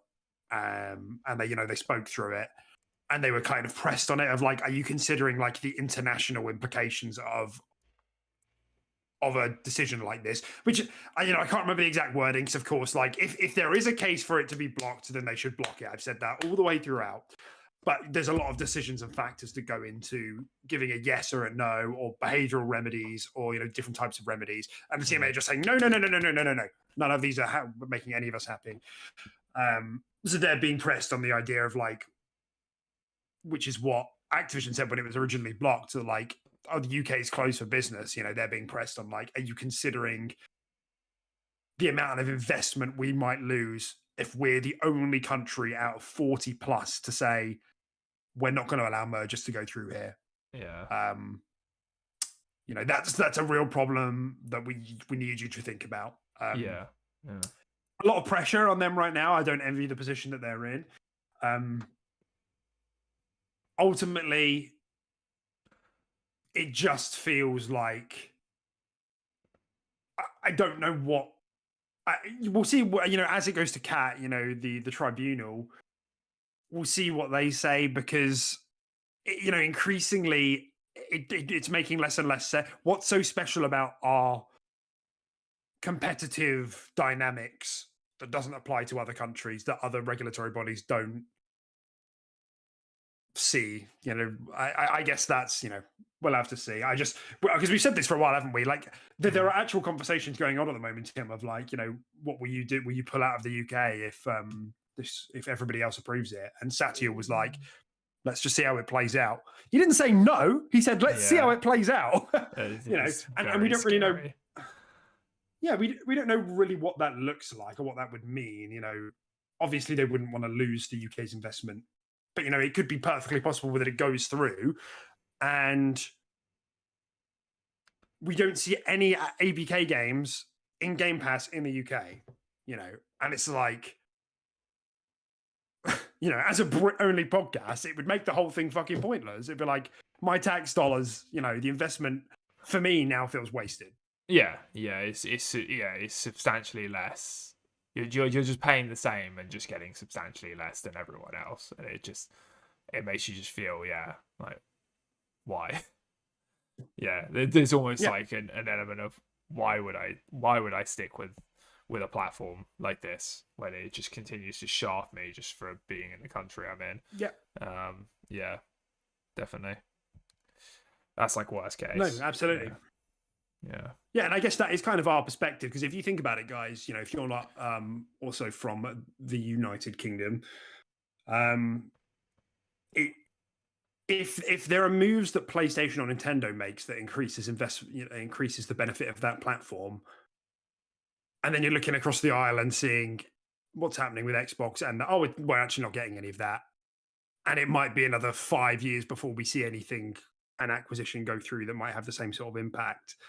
Like, that is a bit of a bummer. Like, legitimately, like, that is legitimately a bit of a bummer. And it wouldn't surprise me if the gap in the UK that they had continues to widen. Yeah. PlayStation is the dominant platform here. Not by loads, but it's like 70-30, I think. Something like that. Maybe 65, 45. Okay. 45? 65, 35, sorry. I didn't want to bring it to your attention too much. 45 plus 65. 110.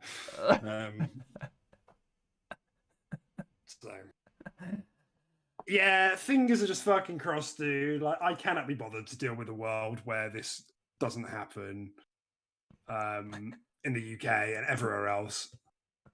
Dude, that sounds really bad. I wouldn't phrase it like that. It sounds like you're going to commit suicide. I don't want to deal with a world where this doesn't happen. It sounds like you were just going to give up on everything if it didn't happen. I was just like, I was like going through my notes and just trying to finish my sentence at the same time, so I was like not really concentrating. I didn't realize I was like, I just don't want to give it off suicide vibes. Yeah, be in a world where this doesn't go through. Yeah. Joaquin said he blames us for this. Hey, fuck you, man. It doesn't have nothing to do with us. Ban yourself, dude. Fucking look, just because, we might be the most popular Xbox podcast in the UK, Wait, is that true? Is that true? Is there any other Xbox only UK podcasts? Are there any other? Do we have any competition? I don't know. I have no idea. Yeah, that's quite the self-proclaimed title. That's the thing. That is. Yeah. There's not a chance. There's got to be someone else. There's definitely. Yeah. They like pull it up in the tribunal. They're like, well, episode 93 of the Quick Resume podcast, they said right here, Xbox is the best platform and everyone else sucks. So what's that about? This is why we need to block it. Yeah. So we need to block it for the UK only. They're a bit too big for their breaches. Yeah. I wondered why I was getting DMs from a Phil Spencer. I just assumed it was like a fan account or some sort of... I just kept blocking it.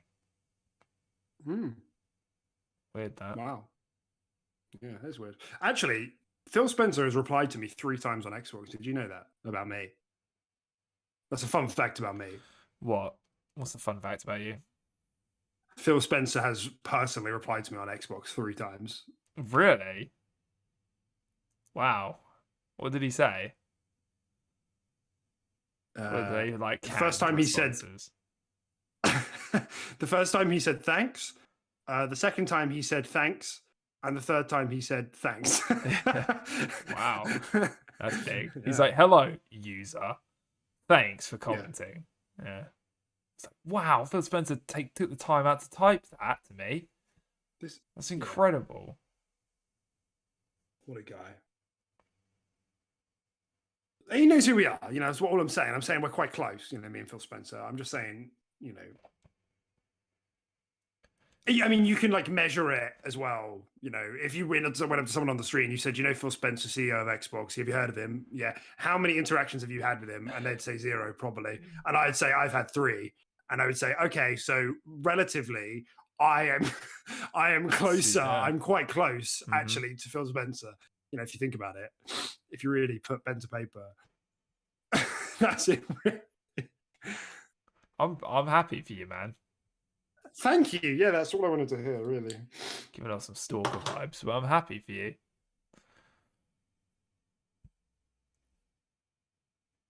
All right, should we move on? Are you good? Yeah, sorry, let me just send off another message. It's a Philly cheesesteak. Philly cheesesteak. I still love that nickname. Please hop on the show. Anyone else has ever called him Philly cheesesteak? No. I don't know why they would. I mean, that's just the sort of camaraderie you can expect from Phil Spencer's favourite podcast. UK podcast. UK podcast, sorry, yeah, that's right. UK podcast based within the longitude and latitude of our 2 postcodes. Yeah. Imagine if there was like another like down the road. Yeah. Oh, fuck.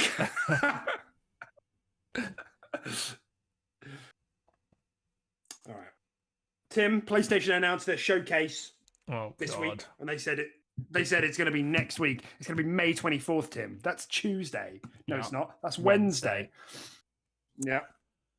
Yeah, I'm kind of scared, dude. I think this is going to be a real fucking beefy showcase. Yeah, it is. It for sure is. Yeah, I think this might fucking spark up even more Xbox doesn't stand a chance sort of fucking news posts. Yeah. Yeah. But it's exciting at the same time because I do want to see Spider-Man 2 and I do want to see what else they got cooking. So yeah, I'm excited and I'm gonna watch it with Tilly on Wednesday. But yeah. Hell yeah. What time is it actually? You don't want to... I think it was like 8 or something. I think 7:30, 8 o'clock maybe. I can't remember like off the top of my head. Interesting. 9 p.m. PS2. Yeah, it's 1 hour long. Yeah. Counter proposal. I'm not streaming it. Fair enough. I mean, we did kind of want to watch it together because she's into No, that's fine. all like the PlayStation stuff. So it would just essentially mean that I'm just ditching her to watch it in a different room. It'd be a bit harsh. That's all right, buddy. Don't you worry. I understand. Unless we get her on as a guest to the UK's most popular podcast. Xbox podcast. Xbox podcast. Sorry. We just don't really do podcasts over here in the UK. You know, we're just too dry for it. Yeah. Xbox podcast. We're scared of getting our teeth on camera. Male hosts with beards. That's right. that are above 6 foot in height. They're above 6 foot in height. We got it on lockdown, man. We're big. We're a big name brand. Yeah. That also brown eyes. Bagel enjoyers. You got brown eyes? I don't have brown eyes.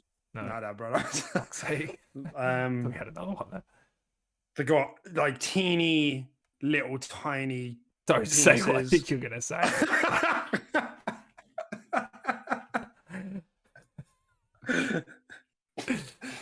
That's it. Like we're in that category. We are the beast. Joaquin says someone check Deck's phone to see if he's got a Phil Spencer as his screensaver. Shut up, man. It's not important. Show your phone. Where is my phone? Oh yeah. Where is my phone? Fucking hell, this guy. Yeah, or is he going to quickly change it? Yeah.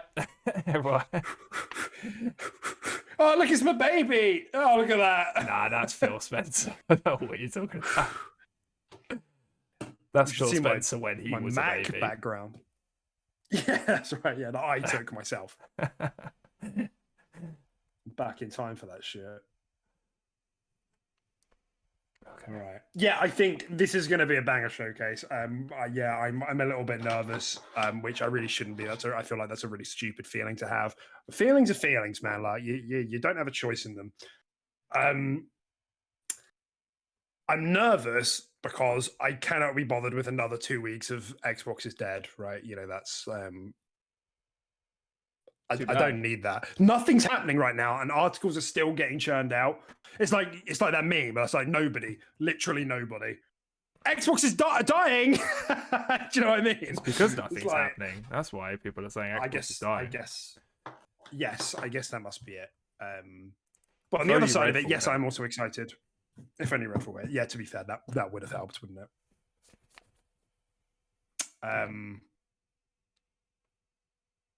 Yeah, I'm also excited. You know, we've also, we've both got PS5s as well. I'm sure they're going to show off some good-looking stuff. They haven't had a showcase for nearly 2 years. Like, it's a near guaranteed hit. Definitely.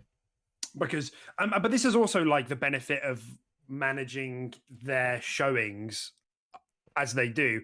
I think it has been a shame that they haven't had a showcase for the last 2 years, but for the most part, it's been okay because they have these kind of like semi-frequent state of plays where they have a new game coming up and then they can show it. The problem that Xbox has had is that they haven't had anything to show, so the developer direct that we finally got was like, oh, that was a great show. And we all really enjoyed that because there was stuff lined up. They couldn't really do that for 2022 and they didn't have their shit together. I think that, they did like a Halo showcase and that went down well, the state of play equivalent, whatever. Yeah. But yeah, it means that they can keep a lot in the mag for these big shows. I'm expecting, well, apparently we should be getting ready for a couple of timed exclusivity plays here, as per usual for a PlayStation show, isn't it? Standard. Yeah. What games am I not going to get to play for the next 5 years? That's what it is. That's what the showcases are to me. Essentially, yeah. It's going to be a lot of that standard PlayStation, really. But yeah.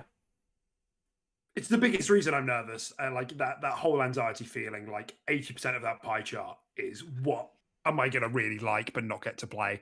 World 2, mate. Supposedly one of them is... 2. You're done. Although that's like always my greatest fear. Like always my greatest fear is that they money hatted Monster Hunter World 2 or whatever the next Monster Hunter World sequel is, Yeah. I fucking hope that doesn't happen. Yeah.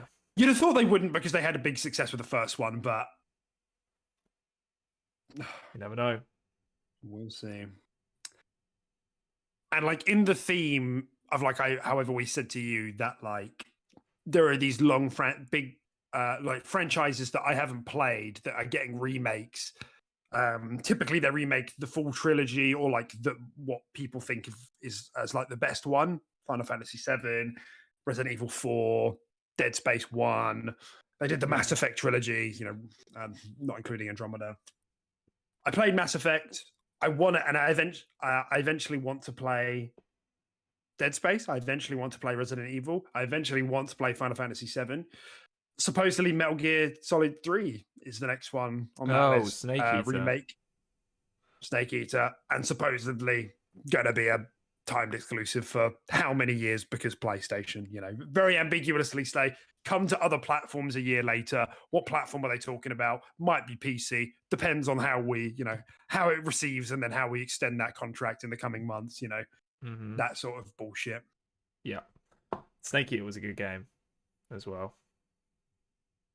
So very, very I've never played a Metal Gear Solid game. I guess is maybe what I should have summarized that conversation with. And this will be another, if that is the case, this will be another franchise that I feel like I can't get into, or I like it giving me a really good entry point to get into a franchise, and then just like blocking it away. I find it very frustrating. Yes, no, I agree. But yeah, no doubt if they do that, it's going to be timed exclusive for sure. Other rumors, Tim, were Castlevania. Oh yeah, I've seen that one. Yeah, you could do a lot with that IP. I feel like Castlevania has been underutilized. Even though there's been a lot of games for it, I still feel like it's been underutilized quite a bit. Like if you turn that game into like a DMC style, like fucking game, like high action, like that can be so cool. Really, really awesome. Yeah, it was kind of interesting though, because I was thinking about it, and I was thinking like if that does end up being like an exclusive title, that PlayStation has made or rebooted or whatever. If that is the case, and it's not like a third-party multi-platform title, I kind of already know what that's going to look like. And we've said this before as a criticism of the platform. It's going to be a third-person action game with sprinklings of adventure. It probably is going to have an RPG. Yeah. There's no way they do like a AAA side scroller in the way that Will of the Wisps was. No. Yeah. I'd be fucking surprised. And that's why like, no, we're going to make a AAA third person. They could do like a Souls-like. They could do like a DMC style. But like you said, it's more likely they're just going to stick with like a God of War formula and do Castlevania, if I'm honest. Yeah. Yeah. Interesting. I've never played, it'll be another one, never played a Castlevania game. Yeah. I've only played a couple, to be fair.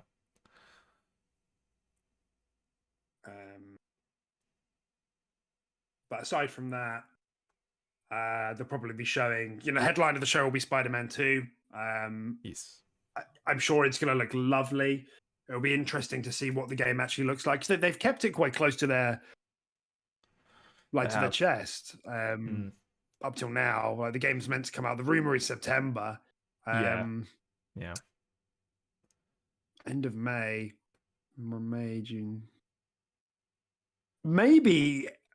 Yeah, I don't know. When this happens, I feel like we get small internal delays, like when games don't get revealed until quite late. Like generally, games come out a bit later than we plan. So maybe like the rumors have been September. I think Jeff Grubb said that, but maybe then we can expect it maybe November. I don't know.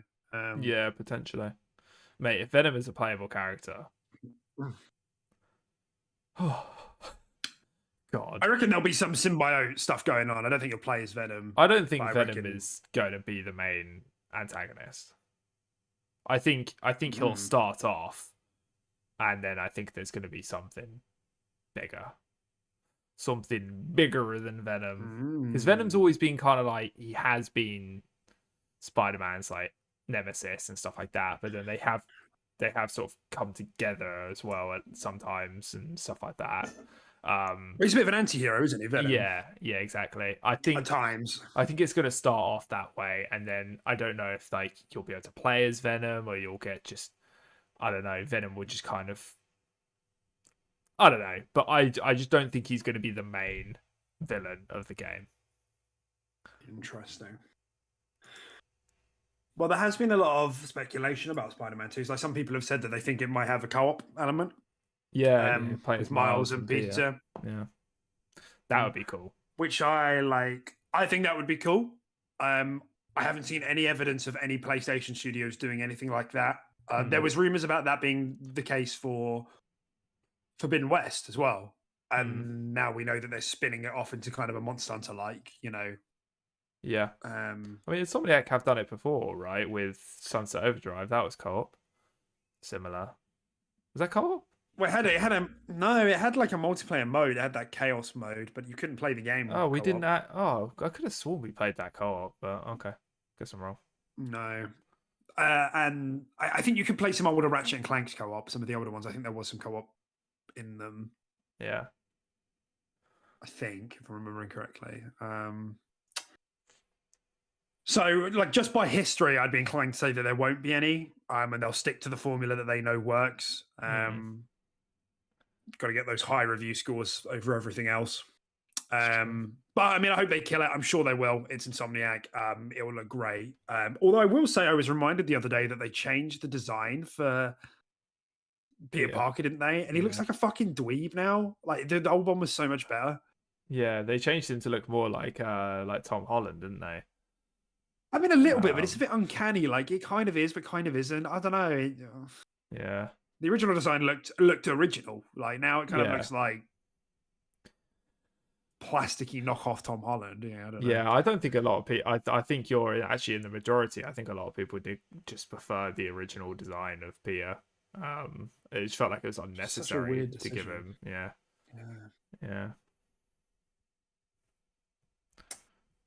I'm just scrolling through a Screen Rant, so credit to you guys for 14 PlayStation Showcase rumors, showcase predictions most likely to be true. Wow, a bit loaded. Okay. Something else that was going to be there, Stellar Blade, if you remember, that was something they've shown off before. So yeah. Oh, Silent Hill. That was the other one. Yeah. Oh, okay. Yeah. Silent Hill 2 remake, supposedly. That would be cool. I know nothing about Silent Hill. Never played a Silent Hill. Might be another game that's timed exclusive that I don't get to play. Oh, I lost you for a sec. I wasn't sure if that was my headset's disconnecting or you. But sorry, what did you say? Oh. Never played a Silent Hill. Might be another game that might get locked away from me. Impossible to get into the franchise. Yeah, there's a lot of franchises you've never really set your foot into, isn't there? Yeah, all the stuff that was like popular, around early 360 era. I didn't really get a 360 until then, and even when I did, I just played Call of Duty. We just played Call of Duty and like Halo custom maps, and that was kind of it. Yeah. No, yeah, that's fair enough. It makes sense. Yeah.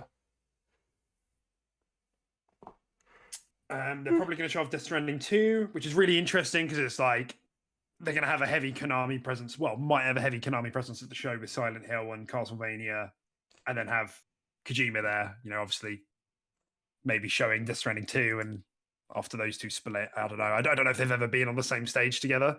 And then supposedly Kojima maybe being at the Xbox showcase too. He's busy. He's a busy boy, isn't he, Kojima? He is. Yeah. Always up to stuff. He really is. Yeah, Timmer, if you could, that'd be good. Yeah, go for it. See if you can get some info out of one of your sources. He's saying you could try asking one of his sources for stuff regarding the PlayStation Showcase. Yeah, go for it. Ping it over to Deck in the DMs.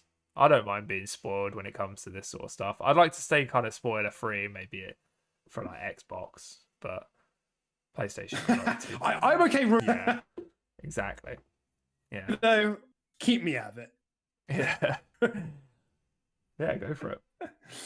Appreciate it. Death Stranding 2 is going to be interesting. I think that game's going to look fucking insane. The first Death Stranding looked like really impressive, like just like fidelity wise. In general, PlayStation's the Decima engine that they run Horizon on, and I think a couple of other games have run on it as well. That's a really good engine. It is. I think it's really impressive stuff. Yeah, it's nice. I think Jeff Grubb disconfirmed Ghost of Tsushima 2 recently, so that doesn't appear to be on the cards. Final Fantasy 16 launch trailer might be there as well. We've seen. I Just don't think cap it's off going the to have launch. that much of a presence at the show though, because there's so much has been shown off for that game already. But yeah, they might give it a trailer. Yeah. Yeah.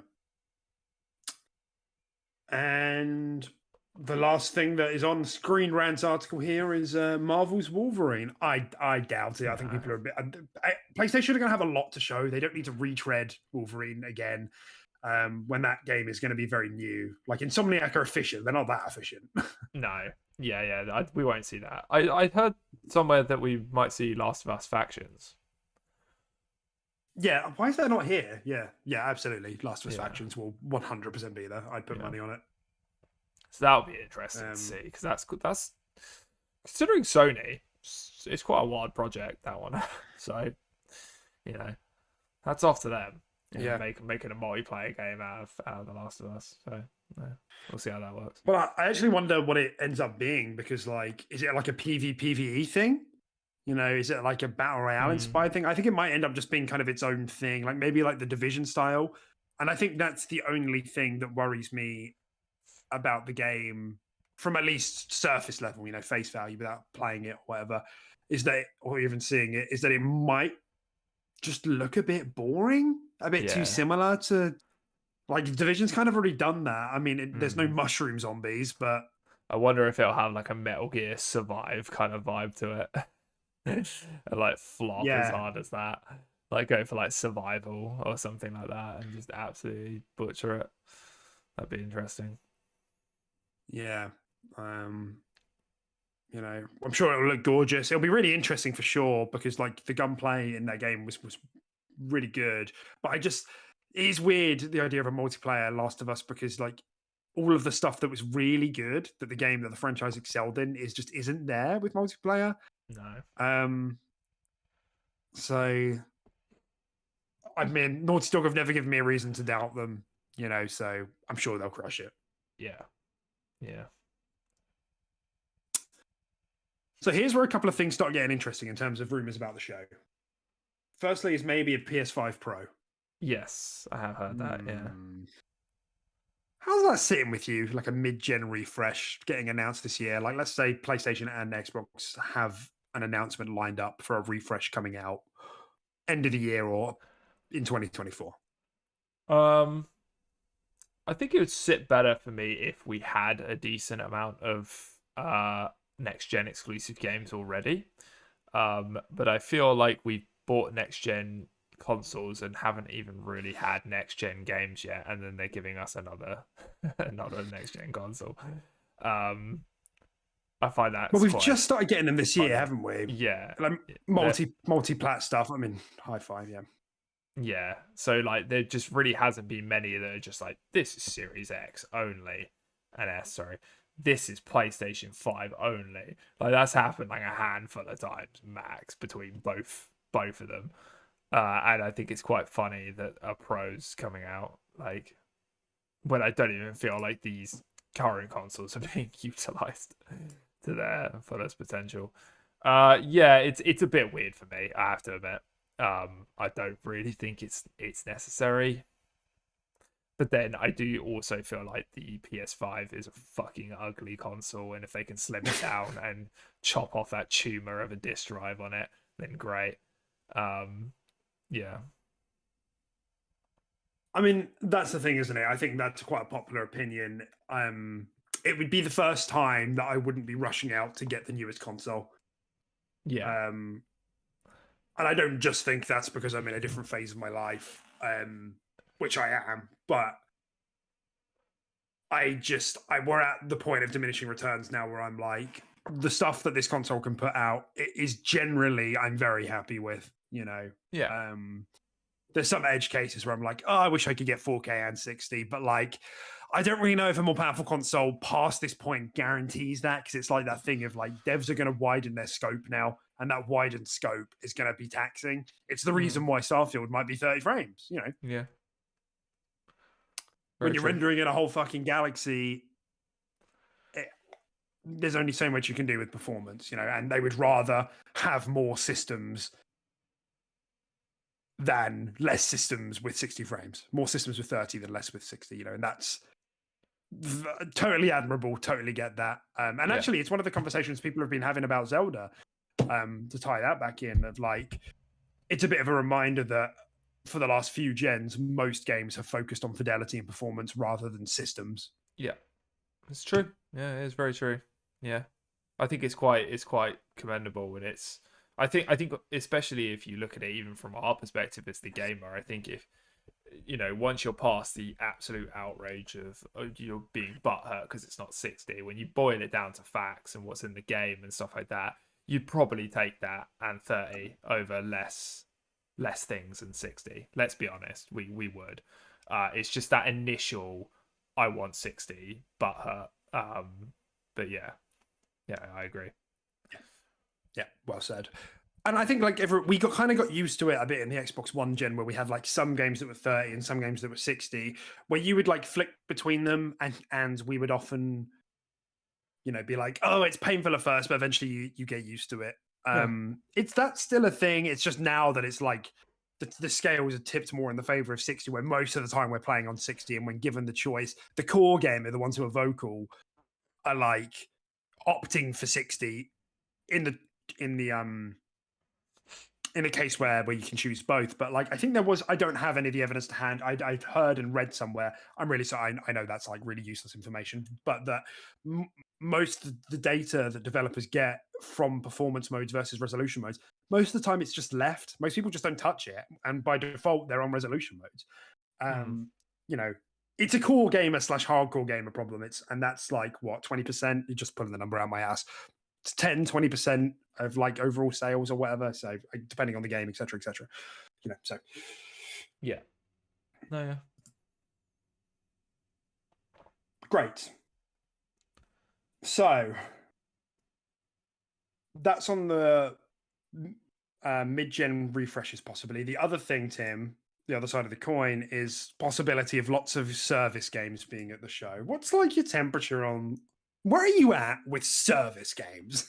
And games that we've had this year, that there's been loads of successful single players this year, and like Xbox kind of now going in the direction of a lot of single player games, or at least more of a balance, but PlayStation are investing a lot in service games, but with some retained single player talent, like the pillars they now have: God of War, Tsushima, Last of Us. What's your opinion on like all of that? How are you feeling about that? Just service games and stuff. I don't mind service games. I feel like maybe they might have missed a boat a little bit with it, because I feel like they're like before this year and the years before it, I felt like service games were the thing, right? They were everywhere. We played a lot of service games. And now I feel like it's starting to shift away from it a little bit, and those people are getting fatigued from those quite a bit, and Sony are now just starting to move into it. I feel like they might have missed the boat a little bit with it. But I have no issues with a service game if it's done correctly, right? If it rewards me for my time and doesn't try to squeeze my wallet with pop-ups every 10 minutes, like, I'm quite happy with a service game if it's done right. So yeah, I mean, and to be honest, they haven't really touched that area. They've been doing a lot of similar stuff for a while, so it's nice to see them potentially start to tread new area. I just don't know. Maybe they wait too long for it. Yeah. I don't know. Yeah, it's an interesting point, because like I've seen a couple of different analysts say like, oh, this year, like shareholders are going to be taking notes and publishers are going to be taking notes of what's going on this year, with so many single player titles coming out, all of them being successful. The big budget AAA ones, the Dead Space, the Resident Evil remakes, the Star Wars, even the hi-fis, and that was a surprise drop, the Final Fantasies coming up, the Zeldas, the Hogwarts, like fuck me, the list goes on. And even last year, like it was a quieter year, but like, Elden Ring doing the numbers that Elden Ring did, like, sure, these games aren't going to be the cash cow that a Roblox is or a Call of Duty is, but I feel like there's been enough time now where the risk reward balance is so palpable with all the, especially with all the service games dying like they did last year. Like there was a domino effect last year, wasn't there? Where a load of service, like mid-service, like good quality service games that just weren't able to keep up with the Fortnites and the Minecrafts and the Call of Duties that just died. You know, Knockout City was just the one example I can think of, but there were plenty. Yeah. So I think it's an interesting point that PlayStation investing like 4 or 5 years ago into like, oh, we need more service games coming out now. Like, I wonder if that sentiment's going to turn around, because that's been one of my things of like, whenever Xbox does anything, so like with any element of multiplayer, they are fucking lashed. They get lashings. Yeah, they do. Yeah, it doesn't count unless it's a single player AAA action adventure game, third person narrative. So I'm going to be interested, and PlayStation are quite savvy with their PR. I think they're probably one of the best, if not the best, at communicating to their audience. You know, and I reckon that they won't flood the show with service games. Like, they'll have a balance. They'll make sure they show, and I reckon they'll look really good. You know, I reckon that if they're developed just for next gen, like I can see a good case for even people like us being quite excited. Yeah. But they'll also have some of these single player ones as well to balance it out. I mean, are you expecting sentiment to change? Like, what do you think would happen if, for example, 50% of the showcase was service games? I mean, I do think there will be some backlash if it's that large of a percentage, because that's just kind of ridiculous. People do want to see a variety of games. So yeah, if the percentage is that high, I can't see it sitting that well. But yeah, like you said, I think they're quite savvy with it. I think they'll show a few. You know, one of them will be like Last of Us factions and stuff like that, which people are aware of already. And maybe a couple other big name ones, and then they'll dilute it and with like Spider-Man 2 and other games like that. I think they'll do a good job with it. But no, if they overload and do too much service too quick, yeah, I think that could result in some backlash. Definitely, yeah. So yeah, it will be interesting, and it'll be interesting to see as how the landscape shakes out. You know, with all of the success of these single player games. Not that we are single player, like we love single player games, but we think we really enjoy some good service games as well. And it feels like a lot of the internet has this real aversion to anything with any sort of multiplayer component, which feels unfair a lot of the time. Yeah. So that's all. Right. Anything else you wanted to touch on the PS5 showcase before we move on to the last story for today? No, I think we pretty much covered everything. Yeah. Wonderful. All right. Well, the last one is this week's flavor of Xbox Doom and Gloom. You know, the with notes of raw onion. Oh yeah. Old spinach. Ugh. Dung. Oh, it's getting worse. Start off right. Let him cook. Let him cook, bro. Yeah. So it's a bit of a funny one this week, because this comes from Destin Legere, you know, over at IGN, who, you know, is an Xbox focused. He's part of the what are they over at IGN? Podcast Unlocked, so the Xbox podcast over on IGN. He does a lot of Xbox content on his own channel. And there's nothing like inherently wrong with this. It's just, you know, it's just a critical article, and it was maybe, I think the headline was a bit wonky. So the title of the headline was Starfield feels like Xbox's last chance at redemption. And I don't know how many times we have to hear this. You know, Game X is Xbox's last chance, and it's a bit tiring, isn't it? Yeah. And it's just not even accurate, because Xbox have been pumping out very highly rated games so far this year. Like Redfall was not great, sure, I get that, and there was a lot of attention brought to that game, and it was in the spotlight. It's quite self-inflicted, so rightly so. But like, no, like, what do you mean it's their last chance of redemption? I think we've shown in many cases that studios under Xbox have pumped out some very unique, creative games that have reviewed very highly just this year, let alone Like, you know, a handful last year. It wasn't obviously that many last year, but Mhm. no, I disagree with this title, and it's such an unnecessary jab, and it feels like he's just phrased it like that for clickbait, right? Gets clicks. Yeah, Xbox bad. I mean, this is, Yeah. I was looking just before we started the show up. I had a quick look on our analytics, and firstly, we had a little notification at the top with some eyeball emojis that said, "You're getting noticed," and it said 5,000 views in the last 2 weeks. 5,000. It's a What are lot. you guys watching? We do weekly podcasts. We're not getting 5,000. Are we going back and watching old podcasts? What are you do that Maybe. for? Yeah. Come here. But This is the yeah, main if you're meal. about to say what I think you're about to say, is it all of our Redfall stuff? Anything that we did Well, Redfall had like hit triple figures. Did you notice? Every single time. yeah.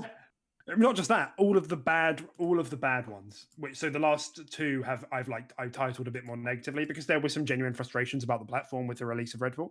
Mm. Um, and yeah, they got into triple figures, the views, and even on the podcast services, we got more plays. But all of the other stuff, it doesn't. We don't. It gets like double the view count. Yeah. And I know it's on a smaller Legit. scale, but like that's like kind of weird. Like it's like it's a fetish. Like it's kind of weird. Yeah. Yeah, no, it's so odd. Yeah.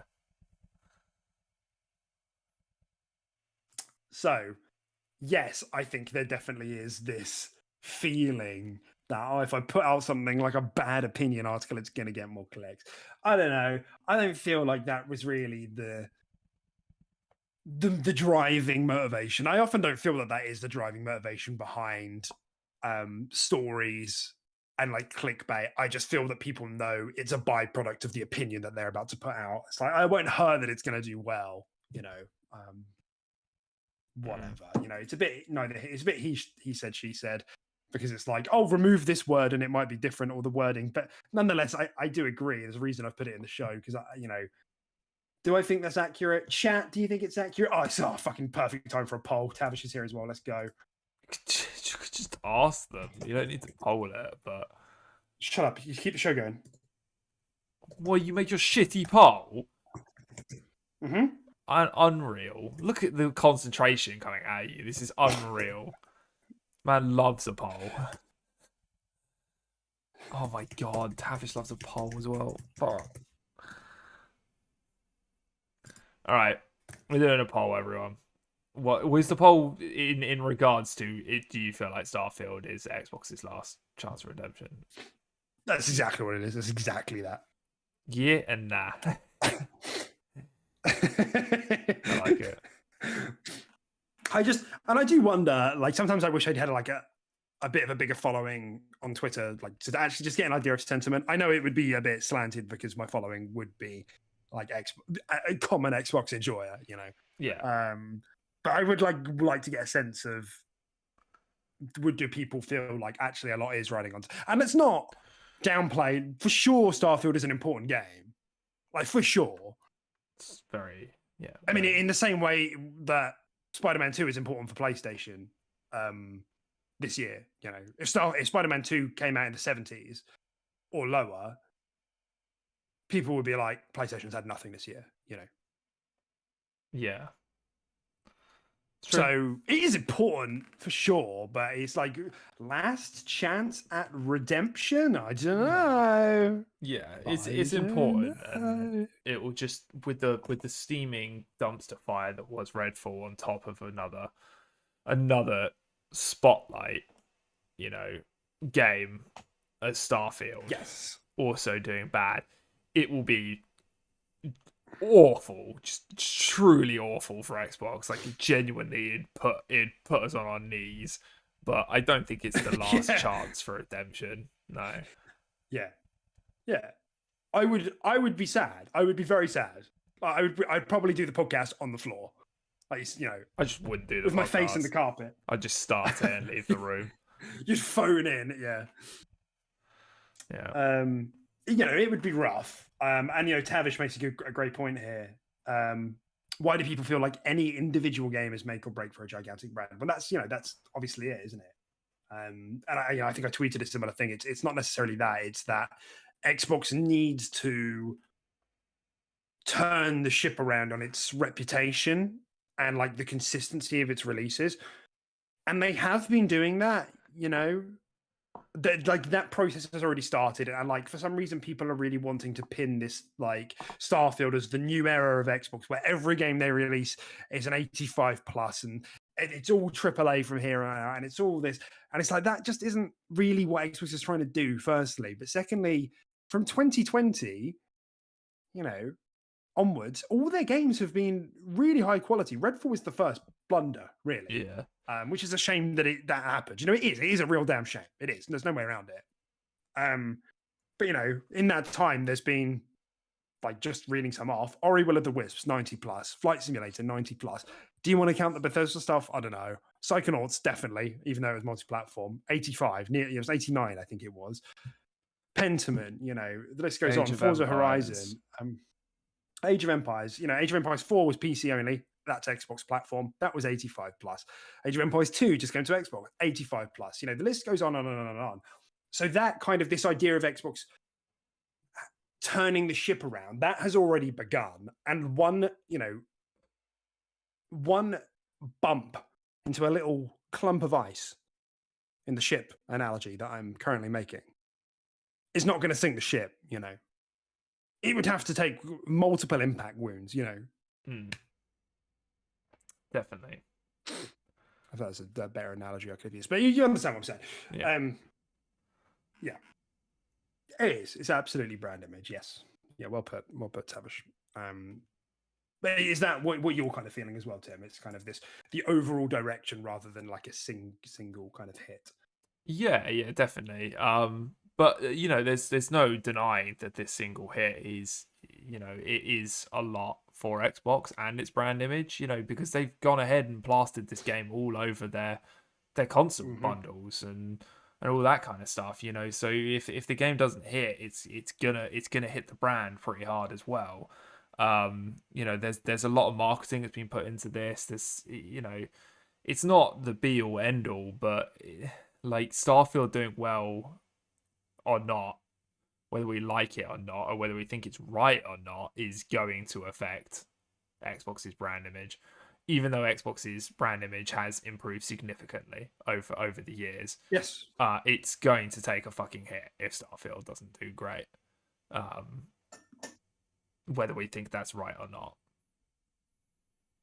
Yeah, absolutely. And I guess maybe that's like the other, like coming at this from the other angle. The potential Starfield has to really get that ship going at full throttle is huge. You know, rather than thinking about how much damage could it do if it was bad, how good could it be if it was great? That's definitely the other angle to it. Like if Starfield fucking nails it, this is the Elder Scrolls team, you know, high 80s, 90 plus. Everybody wants to play a science, like intergalactic Fallout in space, you know, sci-fi RPG that has the mass appeal. It has the long tail that the Elder Scrolls and the Bethesda Game Studios team manages to get into all of their games. You know, it could really help. You know, it reviews well, slap down all the boxes everywhere, and it puts them in a fantastic position rolling into the end of the year and then moving into 2024. You know. That's maybe the other side of this. You know, it has so much potential to push the brand forward, which I never hear anybody talking about, by the way. This title wasn't phrased, you know, the headline wasn't Starfield could skyrocket Xbox's reputation. It was EYE's last chance of redemption. Yeah, it's always talking about how like the negative side to it, doing badly rather than it doing well. Yeah. Agreed.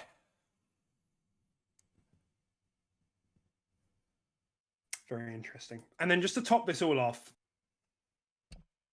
just because, you know, I think it's like once there's one bad article, everybody sort of needs to get in on that. It's like, fucking let me in there. You know, it's like... Yeah. It's like when you got the nerd and you're sort of wailing on him, you know? Let me have a swing. Let me have a swing, you know. So what's he got in his bag? What's for lunch? Let me have a look. What's that? Sam and mayo? Yeah. No, I don't want that. Punch him What's again. in your pockets? Yeah. Why have you got that for lunch, you fucking nerd? No, we're kidding. but we've all done it. What's the last thing you ate? Open your mouth. What's that? What's that? What do I smell? Is that pie? Give that back. I think you really get. I'm not talking about me. Like cracking your knuckles. Yeah. So point being, Game Rant Power, an article today. Xbox Game Pass doesn't currently have a very packed year. The service can't just rely on Bethesda Starfield to carry it alone. Like, am I experiencing some sort of early onset psychosis? Yeah. Because it's a bit odd that every time it's either Starfield has to be the best thing ever made, and then it's also Starfield can't be the only thing ever made. I feel like Starfield is caught between a rock and a hard place. I feel like it's so hard for this game to actually come out positive. I feel like even if it reviewed and got like mid 80s, like 85, 86 or something like that, people would still just be like, yeah, man, but this was marketed as at least a 93, 94 game, so fucking F. You know, they just stamp it with an F. Yeah. It's just like, wow, that's Xbox takes another L. Yeah, it's just like, I don't know, man. It's just, it's rough. It's rough out there. And I do think naturally, I don't want to sound biased, I don't want to sound stupid, but I do feel like this game, just in the position it is, will probably get a few points lower than it deserves regardless of the outcome. If this gets like 85, it's probably like an 88 game or close to a 9. Like, I just feel like it's that. And it's based off nothing, but you kind of know what I mean. Yeah. No, I completely know what you mean, and I think it's totally fair. I don't think there's a secret anti-Xbox cabal, but I do think that there's more people who feel strongly about the platform than there are about the other two platforms, that it results in a couple less points here and there, and that damages the perception because a couple of, it's whatever, it's neither here nor there, but it's like, it's enough to tip a game from a 90 to an 89. Like, that's what happened with Hi-Fi. It just tipped into 89. And I've seen some people say Xbox haven't had a 90 plus game now. That this is like a very real thing to happen. And that's like, all it takes is like 10 outlets who like are really harsh about Xbox versus maybe 3 outlets who are really harsh about PlayStation, Yeah. Like, because there's extremes on all sides, but just the way that people feel about Xbox usually, whether it's for clicks, whether it's because they just don't like the platform, all it takes is a little bit more for that to really spiral. And I'll never forget the Metro review of Hi-Fi that was like, they still gave it an A, they gave it a good score, but they said, we can't give it a higher score because Xbox hasn't had many releases recently. I mean, like, what the fuck are we doing here? Like, what the fuck are we doing here? Like, what's that? Yeah, that's are you reviewing the platform or are you reviewing the game? Yeah, that's like the dumbest thing I've ever seen be put in a review for a game. So you get enough shit like that, and it trickles things down a couple points. Oh, it's not an 85 plus game now; it's an 83. Yeah, it's not good enough. So it does happen. So yeah, I'm with you. I think there's going to be a lot of eyes on the game. Extra critical. The game's doesn't stand a chance at Game of the Year now because Tears of the Kingdom is out. No. Even if Starfield was also a 97, just not happening. Yeah.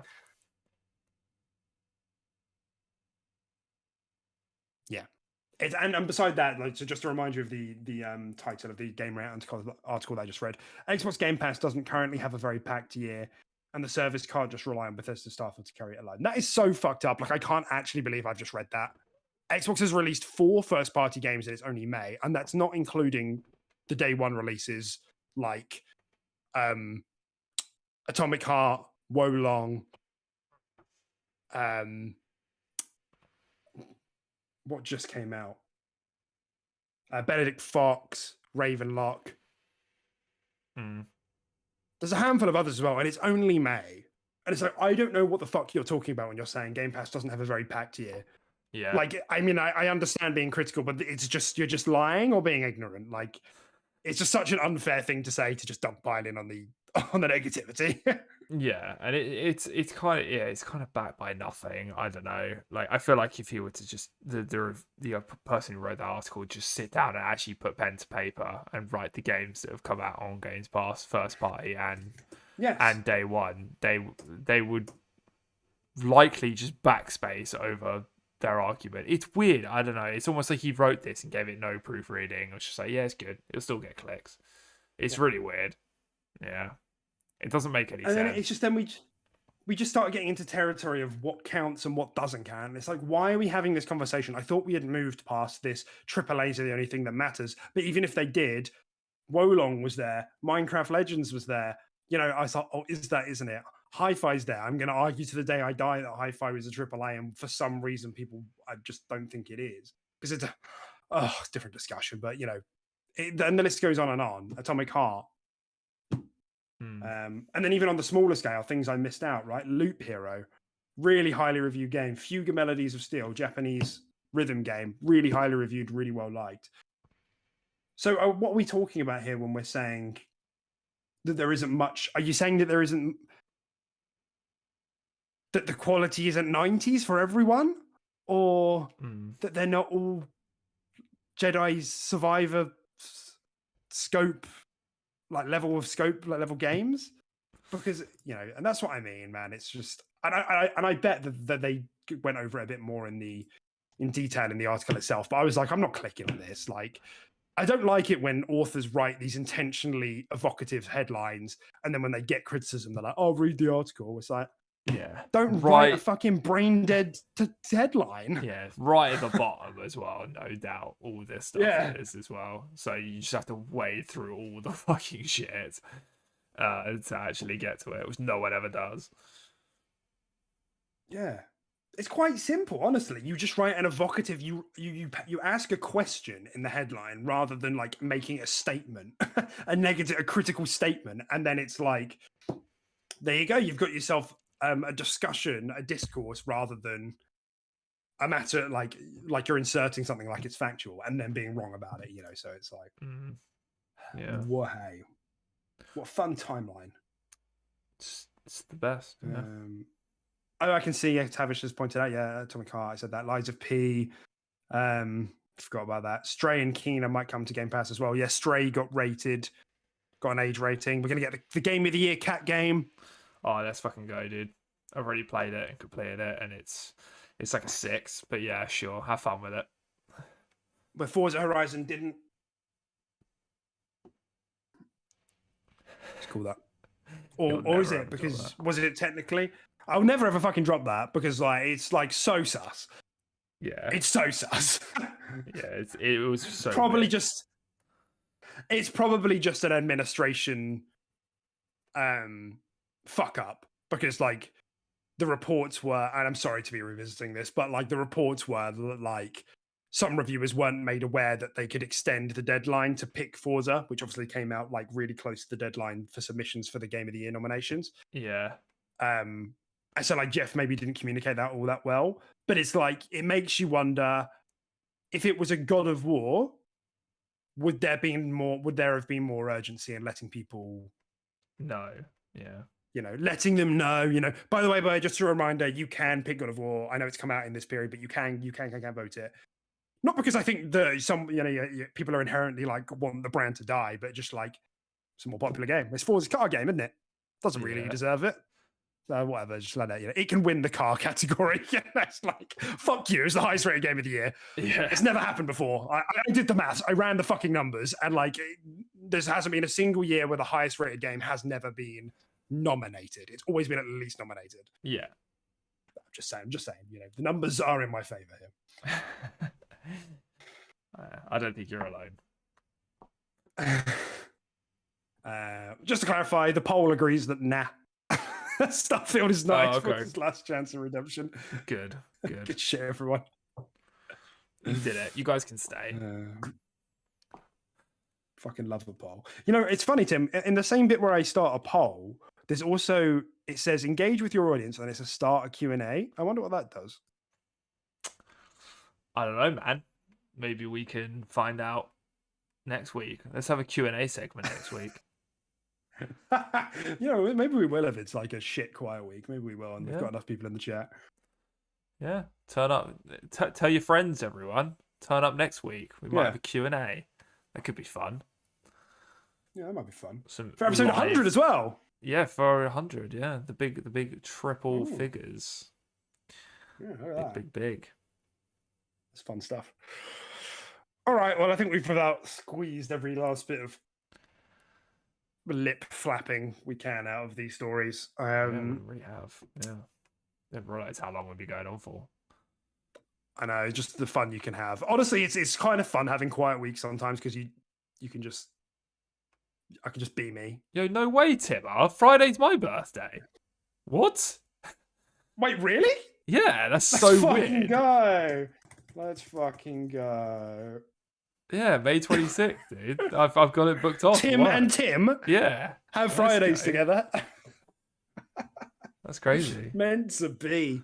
Happy birthday, mate. Yeah. And my birthday is No 5 days after that. I'm ending the podcast. Oh, come on. Some people care. Some people care. Go on then. When's your birthday? Say it. Anybody else? Tavish, Wakeen? Birthday's on May 31st. Anyone? Where's David? We haven't seen him in a while. Where's he? He's not in chat.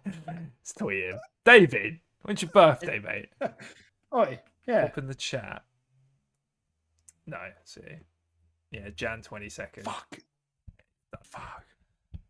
This fucking goose is cooked. It's Jova.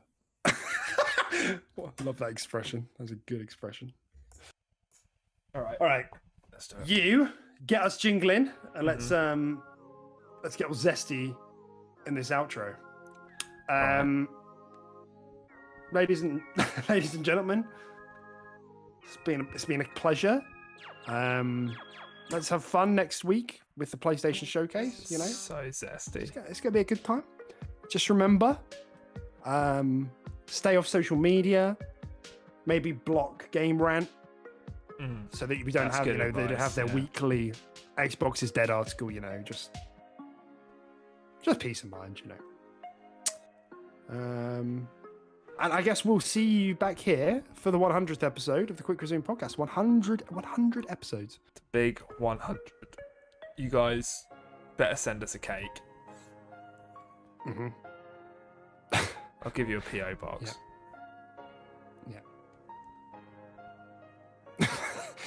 Yeah. Red velvet, if that's okay. Oh, okay, come on, man. They're gonna make. If that's not too much effort. Request, okay? Just we get what we get, man. Fucking. I do quite like more. Do you guys know what Maltesers are? Did you hear that little jingle? No, your throat just made. Oh, there's like a weird noise. Did it? Yeah. Oh my god. All right then. Well, before the demon climbs out from inside of me, we'll wrap up the show. I'm gonna go get back to playing Tears of the Kingdom. Squad, you've been a pleasure. It's been a joy. Catch you next week for 100. Yeah. Bye everyone. Have a good week. Enjoy the showcase. Drink lots of water. Yeah. He's good. It took him 100 episodes, but he's giving life advice now as well. Let's fuck.